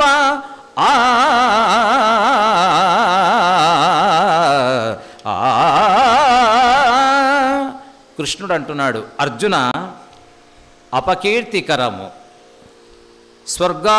స్వర్గావరోధకరము, ఆయురకు తగనిదియగు ఈ మోహము ఈ విషయమున నిన్నెట్లో ఆవరించినది పార్థ. ఆర్యవంశము అన్నాడు, ఆర్యులకు అన్నాడు. ఇక్కడ దీని బాగా మీకు చక్కగా వివరించి చెప్తాను, వినండి. ఆర్యులకు అంటే మనమంతా ఆర్యవంశానికి సంబంధించిన వాళ్ళమే. ఈ విషయం తెలియక పూర్వములో ఒక ఉత్తరం రాస్తే ఆర్య అని పెట్టి చక్కగా ఉత్తరం రాసేవాళ్ళు. ఇప్పుడు ఏమైంది? అది వెళ్ళిపోయింది, అయ్యా అనబడింది. అయ్యా అని మొదలుపెట్టారు మనవాళ్ళు. ఆర్యవంశానికి సంబంధించిన వాళ్ళమే మనమంతా. ఈ సమయమున, ఈ విషమ సమయమందు నిన్నెట్లో ఆవరించినది పార్థ, అధైర్యము పొందకము, పరంతకుడవగు నీకు ఇది తగదు, నీచముగు మనోదౌర్బల్యమును వీడి సంసిద్ధుడివై లెమ్ము అని జాగృతిని చేశాడు అర్జునుని. అలా ఈ విధముగా అర్జునుని ఉభయసేనుల మధ్య శోకతప్తుడైన మౌనం వహించిన అర్జునుని చూచి మందహాసముతో శ్రీకృష్ణుడు తన ఉపదేశమును ప్రారంభించెను. ఇది ఒక 10 నిమిషాల్లోనే ఈ కార్యక్రమం 9:30 వరకు అనుకుందాము, అయిపోతుందండి. శ్రీకృష్ణ భగవానుడు ఇప్పుడు ఆయన స్టార్ట్ చేశాడు. ఇంకా అర్జునుడు పడిపోయాడు. అతనికి ఆత్మస్వరూపాన్ని తెలియజేయాలి, చైతన్యవంతుని చేయాలి, ఆయనకు ధైర్యాన్ని నింపాలి. ఒక పిరికివాణ్ణి మనం ఏం చేస్తాం? భయపడకు, మేమున్నాం అని మనం ధైర్యం చెప్తాం కదా. అలా శ్రీకృష్ణుడు ఆత్మస్వరూపాన్ని, ధైర్యాన్ని నింపుతూ ఉన్నాడు భగవానుడు శ్రీకృష్ణుడు. చిరునవ్వు నవ్వుతూ అర్జునునిపై భుజముపై అలా తట్టి ఇలా అంటున్నాడు, అర్జున, అశోచ్యానన్వశోచస్త్వం ప్రజ్ఞావాదాం చ భాషసే గతాసు నగతాంసూం చ నానుశోచంతి పండితాః నానుశోచంతి పండితాః. అర్జున, దుఃఖింపతగని వారిని గూర్చి దుఃఖించుచుంటివి, పండితుని వలెను పలుకుచుంటివి. జీవించియున్న వారిని గూర్చి గాని మరణించియున్న వారి గూర్చి గాని పండితులు దుఃఖింపరు అర్జునా. ఏదో మళ్ళా ఎలా మాట్లాడుతున్నావంటే నువ్వు మాట్లాడేది ఒక పండితుని వలెం పలుకుచున్నావు, మళ్ళీ దుఃఖింపదగని వారిని గురించి దుఃఖించుచుంటివి. అర్జున చక్కగా విను, ఈ 4-5 శ్లోకాలు ఉంటాయి, బాగా వినండి. నత్వేవాహం జాతునాసం నత్వం నేమే జనాధిప నచైవ న భవిష్యామః సర్వే వయమతః పరం.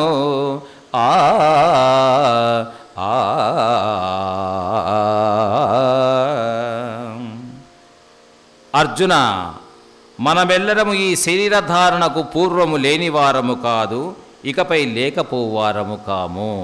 అంటే దీని అర్థం ఏంటి? నేను పుట్టకముందు నేను కనిపించానా?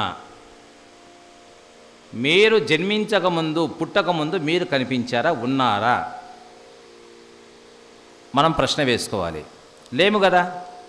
నేను పుట్టిన తర్వాతనే నేను కనిపిస్తున్నాను, ఇంత వయసు అయింది, భగవద్గీత గానం చేస్తున్నాను.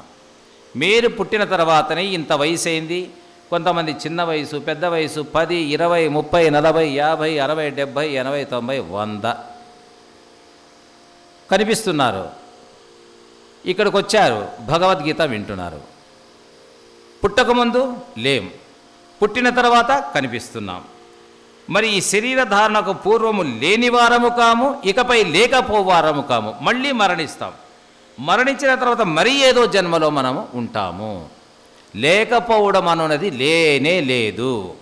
వారి వారి జన్మలను బట్టి పరమాత్ముడు ఏ జన్మలో వేయాలో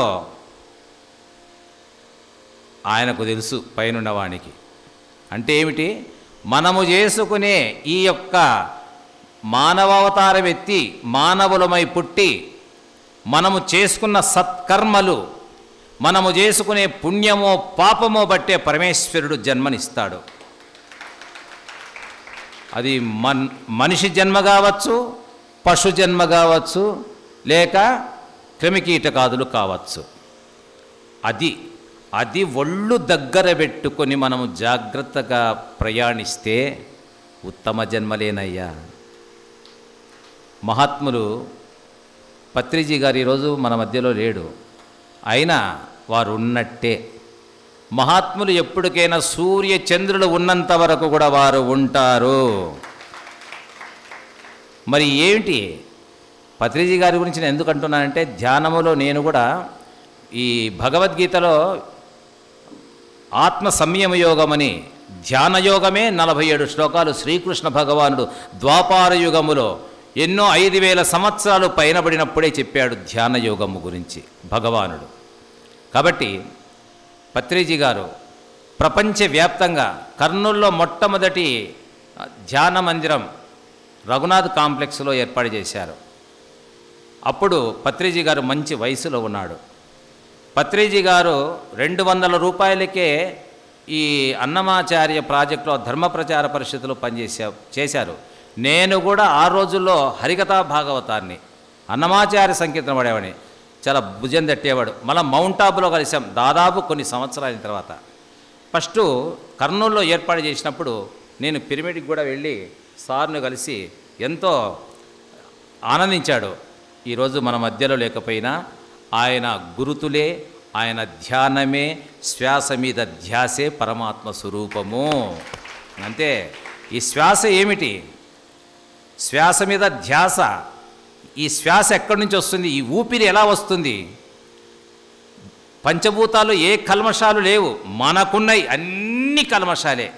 ఎవరిని తోడినా కూడా ఈ కుక్క బుద్ధులు, నక్క బుద్ధులు, ఇవన్నీ ఎన్నెన్ని బుద్ధులు ఉన్నాయంటే మనలో ఈర్ష, ద్వేషాలు, రాగద్వేషాలు కంపు నిండిపోయింది హృదయంలో. ఒకడు బాగా బతుకుతుంటే చూడలేం, ఒకడు చెడిపోతే నవ్వడం, ఎన్ని ఒకటి కాదు, ఎటు పోయినా కష్టమే ఈ దేహం. అందుకే ఏ మలినాలు లేకుండా పెట్టుకోవడమే ఈ దేహము. అందుకే ఆత్మస్వరూపులారడం అని పెద్దలు సంబోధించారు. కాబట్టి అందుకే ఎవ్వరితో పని లేదు. నేనొక్కడి చెప్తున్నాను, బాగా ఆలకించండి. ధనముంటూనే మనం జీవించగలుగుతామే అనే భావన ఎవరికి పెట్టుకోకండి. ఏది లేకున్నా పరమేశ్వరుడు ఎంత ఇవ్వాలో అంతే ఇస్తాడు. ఆయన నిన్ను ఎలా పెట్టాలో ఆయనకు తెలుసు. నీకు నలుగురు కుమారులుంటే ఏ కొడుకు మనస్తత్వం ఎలా ఉంటుందో, ఏ బిడ్డ మనస్తత్వం ఎలా ఉంటుందో ఆ తల్లికి తెలుసు, ఆ తండ్రికి తెలుసు. మన సృష్టికర్త విశ్వాన్ని సృష్టించిన పరమాత్మకు తెలియదా చెప్పండి? నువ్వు కొండ మీద హిమాలయ పర్వతం నుంచి కిందికి దిగి కింద పడి నాకు కావాలంటే కూడా ఇయ్యాడు ఆయన. ఆయన ముందే డిసైడ్ ఎంత ఇయ్యాలో అంతే ఇచ్చాడు. ఎవరికి ఎంత కర్మ పెట్టాలో అంత పెట్టేశాడు. కానీ ఇది జాగ్రత్తగా మనం తెలుసుకోవాలి, ఇది అంతే. కాబట్టి ఆ మహానుభావుడు ఈరోజు మన మధ్యలో లేకున్నా ఎక్కడ చూసినా ధ్యాన మందిరాలు వెలిశాయి. ఎక్కడ కూర్చున్నా ఆనందంగా శ్వాసకు ఏ ఈర్షాద్వేషాలు, ముక్కు కాటికి వస్తుంది గాలి. ఎంత పీల్చుకోవాలో అంత పీల్చుకో మిత్రమా. సార్ మీరు ఎంత కావాలి సార్ మీకు అంతే పీల్చుకోండి. నన్ను ఒకవేళ వాయుగుండంలో గాలి వచ్చి మనకి పడిందనుకో ఏటుకు ఎగిరైపోతాం. అట్లా కాదు, లోపల నిర్మాణం చేశాడు పరమాత్ముడు. ఎంత గాలి పీల్చుకోవాలనో పరికరం అంతే ఉంది, ప్రమాణం అది. ఎంత వదలాలనో అంతే వదులుతున్నాం. మరి చూడండి, పరమాత్ముడు ఇంత గొప్పవాడిని మనం ఎన్నిసార్లు రోజుకు జ్ఞాపకం చేసుకుంటున్నాము. ఒక బ్యాంకుకి వెళ్ళి ఓ పెన్ను అడిగితే ఓ పిల్లవాడు ఇస్తాడు. ఫిలప్ చేసి ఇచ్చిన తర్వాత ఏం చెప్తాం?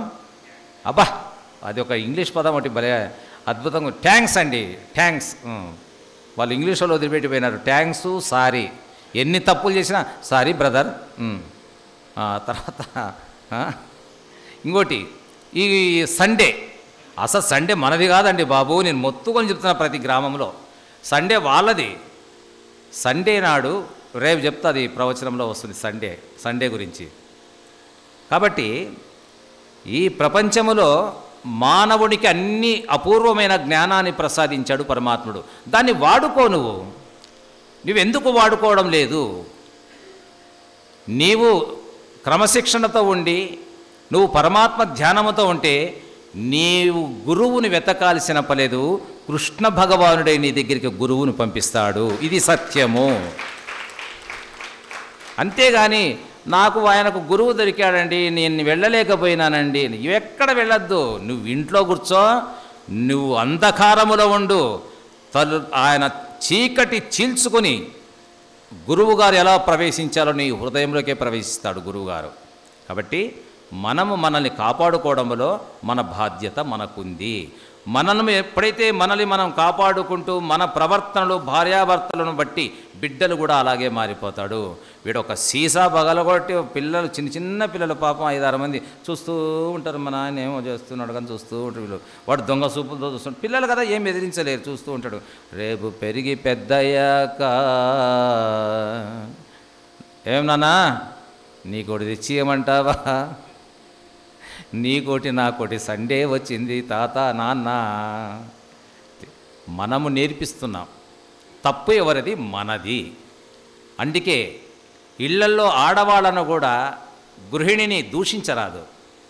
సత్ప్రవర్తనతో భార్యను భార్యగా చూడాలి, దేవతలా చూడాలి. ఎక్కడైతే స్త్రీలు పూజింపబడుతుంటారో అక్కడ దేవతలు తిరుగాడుతూ ఉంటారని వేదం చెప్తుందయ్యా, నేను చెప్పేది కాదు, వేద శాస్త్రం చెప్తుంది. మరి మా నాన్నగారు హరికథా భాగవతారు ప్రోగ్రాం వెళ్తుంటే మన పూర్వీకులు పెద్దలు ముత్తైదువులు భర్తకు ఎదురొచ్చేవాళ్ళు. మా నాన్నగారు వెళుతుంటే మా అమ్మగారు అలా తిరిగొచ్చి భర్తకు ఎదురొచ్చి స్వాగతం చెప్పి కాళ్ళకు నమస్కారం చేసి పంపించేవాళ్ళు. అంటే అది ఏమిటి? ముత్తైదువ భార్య ఎదురొచ్చి చక్కగా నమస్కరించి పంపిస్తే విజయంగాక అపజయం ఉంటుందా? వచ్చే గండాలు కూడా ఇట్లా తప్పుతాయి. మన సనాతన ధర్మం ఎంత గొప్పదో ఒక్కసారి ఆలోచించండి. ఇవన్నీ మర్చిపోయినా మనం గాలికి వదిలేసినాం. మన సనాతన ధర్మానికి మించింది ఈ భూగోళములో పాశ్చాత్య దేశాలే కాదు, ఎవ్వడి వల్ల కాదు. ఇది మన సొమ్ము, మన సనాతన ధర్మం మన పెద్దల సొమ్మయ్య. ఇది ఇంతకంటే మించిన సంస్కారము సాంప్రదాయాలు ఎక్కడ లేవు.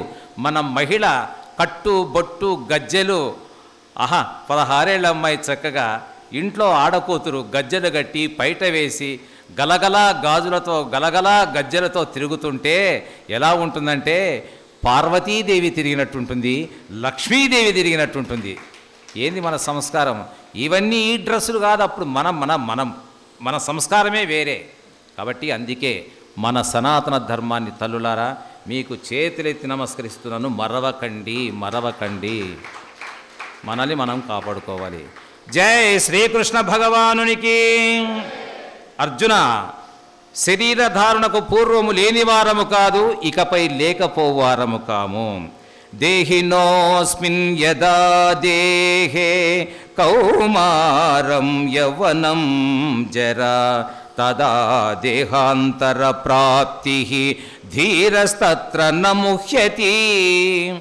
జీవులకు దేహమునందు బాల్యము, యవ్వనము, వార్ధక్యము ఎట్లో మరొక దేహమును పొందుట కూడా అట్లే. కనుక ఈ విషయమున ధీరులు మోహమునందరు. అర్జున, పుట్టిన వెంటనే పసిపిల్లలం, బాల్య వయస్సులో ఆటపాటల యందు వెళ్ళిపోతుంది. యవ్వనము రాగానే తల్లిదండ్రులు వివాహాలు చేస్తారు.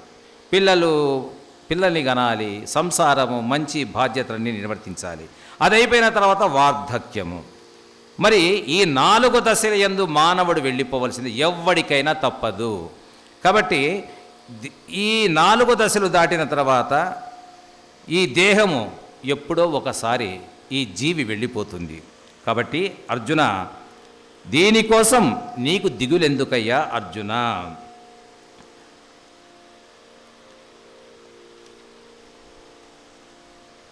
ఆత్మ జరామరణము లేనిది, ఇది ఒకప్పుడు ఉండి మరొకప్పుడు లేకపోవటనున్నది లేదు. ఇది జన్మరహితము, నిత్యము, శాశ్వతము, సనాతనము అయినది. చంపబడినది ఇది శరీరమే గాని ఆత్మ కాదు. వాసాంసి జీర్ణాని యదా విహాయ నవాన్ని గృహ్ణాతి నరోపరాణి తదా శరీరాణి విహాయ జీర్ణాని అన్యాని సంయాతి నవాని దేహి. మనుష్యుడు ఎట్లు చినిగిన వస్త్రమును వదలి నూతన వస్త్రమును ధరించునే, అట్లే జీర్ణమైన శరీరమును వదిలి క్రొత్త శరీరమును ధరించుచుండును. ఎన్నాళ్ళు వేసుకుంటాము ఈ పంచ, ఎన్నాళ్ళు వేసుకుంటాము ఈ అంగి, ఏదో ఒకరోజు చినిగిపోవలసిందే. ఇది జీర్ణమైన శరీరము కూడా అంతే. ఈ దేహం పైన ఉండే అంగి వదిలి కొత్త అంగి వేసుకుంటామే, ఈ లోపల ఉండే ఈ శరీరము క్షీణించిన తర్వాత ఈ లోపల ఉన్న ఆత్మారాముడు, ఈ యొక్క ఆత్మ ఏదో ఒక శరీరంలోకి ప్రవేశిస్తుంది. ఇది ఎవ్వరికి తప్పదు. నాకు రాదులే అని అనడానికి లేదు, నా దగ్గర కోట్లున్నాయి అనడానికి లేదు. ఎవరికి ఉన్నా లేకపోయినా ఎవరి వల్ల కాదు. ఏదో ఒక రోజు ఈ దేహం వెళ్ళిపోయి, ఈ దేహం నశించిన తర్వాత ఈ జీవుడు వెళ్ళిపోక తప్పదు. నైనం చిందంతి శస్త్రాణి నైనం దహతి పావకః నచైనం క్లేదయంత్యాపో నశోషయతి మారుతః నశోషయతి మారుతః. అర్జున, ఆత్మను శస్త్రములు ఛేదింపజాలవు, అగ్ని దహింపజాలదు, జలము తడపజాలదు, వాయువు శోషింపజేయును సమర్థము కాదు, వాయువు ఆర్పివేయును సమర్థము కాదు. అంటే నీ ఒకవేళ బాంబేస్తే మనిషి భస్మమై మాడిపోతాడు, కానీ ఆత్మకు చావు లేదు. ఒకవేళ నువ్వు బాణాలతో కత్తులతో చంపిన దేహం చచ్చిపోతుంది, కానీ ఆత్మ చావదు. నువ్వు నీళ్లలో పడి మరణించినా ఆత్మ చావదు. నీవు దేనితోనైనా ఆత్మకు చావు లేదు, ఆత్మకు జననము లేదు, మరణము లేదు. ఆత్మ శాశ్వతమైనది. నీ బంధువులు యుద్ధములో మరణించవచ్చునేమో కానీ వాళ్ళ ఆత్మలు ఎప్పటికీ ఉంటాయి అర్జున అని పరమాత్ముడే ఆత్మస్వరూపాన్ని తెలియజేస్తూ ఉన్నాడు మిత్రులారా. కాబట్టి ఈ యొక్క సాంఖ్యయుగములో మనం చక్కగా ఈ ఒక్క శ్లోకంతో మనం చక్కగా ఈ కార్యక్రమాన్ని ముగించుకొని రేపు 7 గంటలకే మనం ప్రారంభించుకో. రేపు శుక్రవారం ఇక్కడ కార్యక్రమాలు ఉంటాయి కదా, శుక్రవారం ఉంటాయి కదా కార్యక్రమాలు. కాబట్టి 6:30కు అట్లా ప్లాన్ వేసుకొని 8:30కు అమ్మ ఊరేగింపు ఉంటుందా పల్లకి.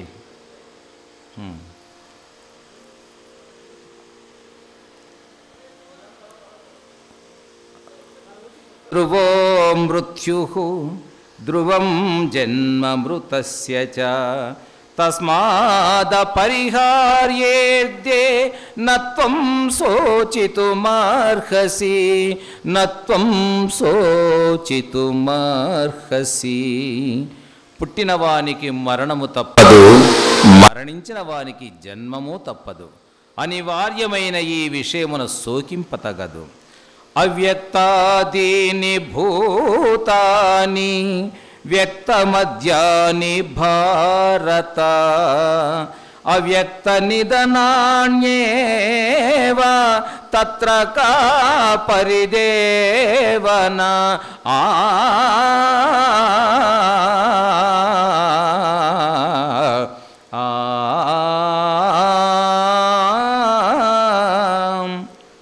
భారత శ్రీకృష్ణ భగవానుడు ద్వాపార యుగంలోనే చెప్పాడు. భారత అంటే మనము భారతమాత బిడ్డలము అన్నాడు శ్రీకృష్ణుడు. అర్జునుడు పట్టుకొని ఏమన్నాడు? భారత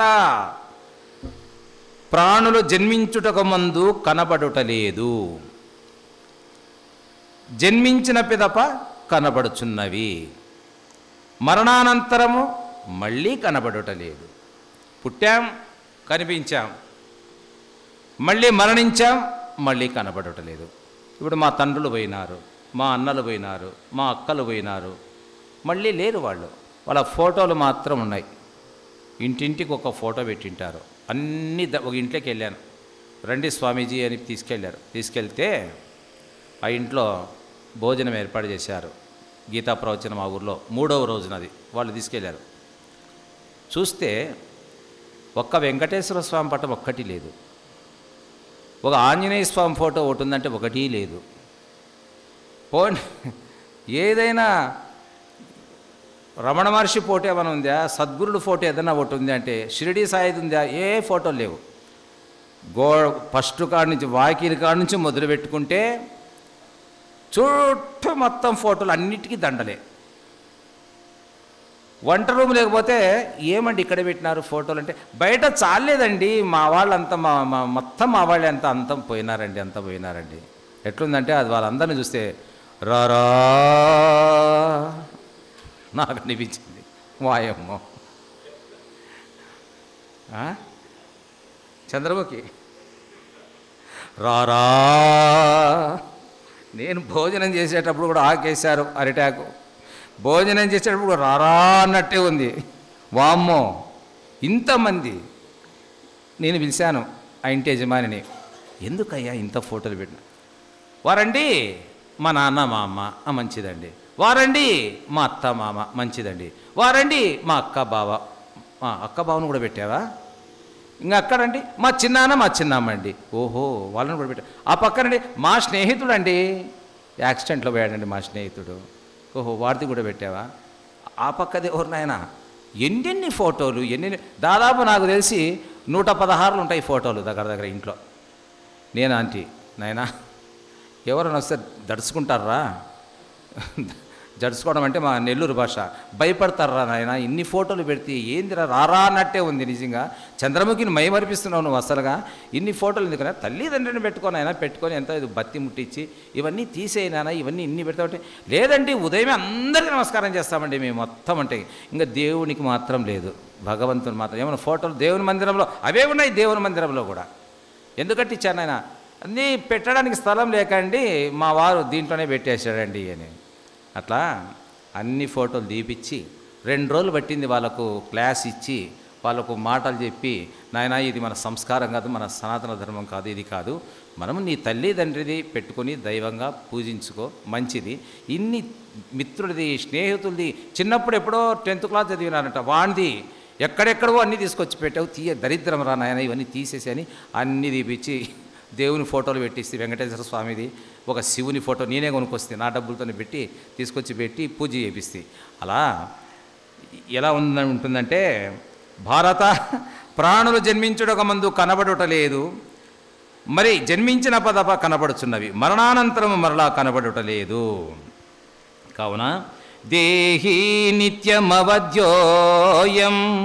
దేహే సర్వస్య భారత తస్మాత్ సర్వాణి భూతాని నత్వం శోచితుమర్హసి నత్వం శోచితుమర్హసి. భారత, సమస్త దేహములందున్న ఈ ఆత్మ ఎన్నటికీ వధింప శక్యము కానిది. అంటే మనలో ఉండే ఈ ఆత్మ, మీలో ఉండే ఆత్మ, ఇది చంపేది కాదు, ఎవరి వల్ల సాధ్యము కాదు. కనుక ఏ ప్రాణి గూర్చి అయినను నీవు శోకింపరాదు. నీ వాళ్ళెవ్వరు చావరయ్యా, నీ వాళ్ళంతా కూడా ఎప్పటికీ వెళ్ళిపోరు, శరీరాలు మాత్రమే వెళ్ళిపోతాయి. వాళ్ళు క్షేమంగా ఆత్మలు మాత్రం ఇంకొక శరీరాలకి వెళ్ళిపోతాయి అని ఆత్మస్వరూపాన్ని తెలియజేస్తూ ఉన్నాడు పరమాత్ముడు.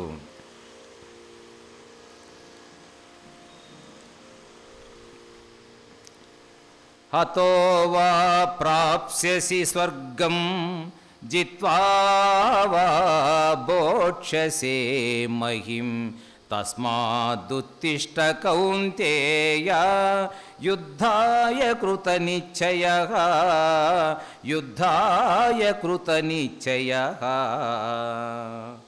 కృష్ణ, అర్జున, పరమాత్ముడు చెప్తున్నాడు, అర్జున, యుద్ధమున మరణించినచో వీరస్వర్గమును పొందెదవు, జయించినచో రాజ్యమును భోగింతువు. కాబట్టి నీవు యుద్ధము చేయక తప్పదు. నీవు నీ క్షాత్రియ ధర్మము, నీ క్షత్రియ ధర్మము యుద్ధము చేయటానికే నీవు జన్మించావు.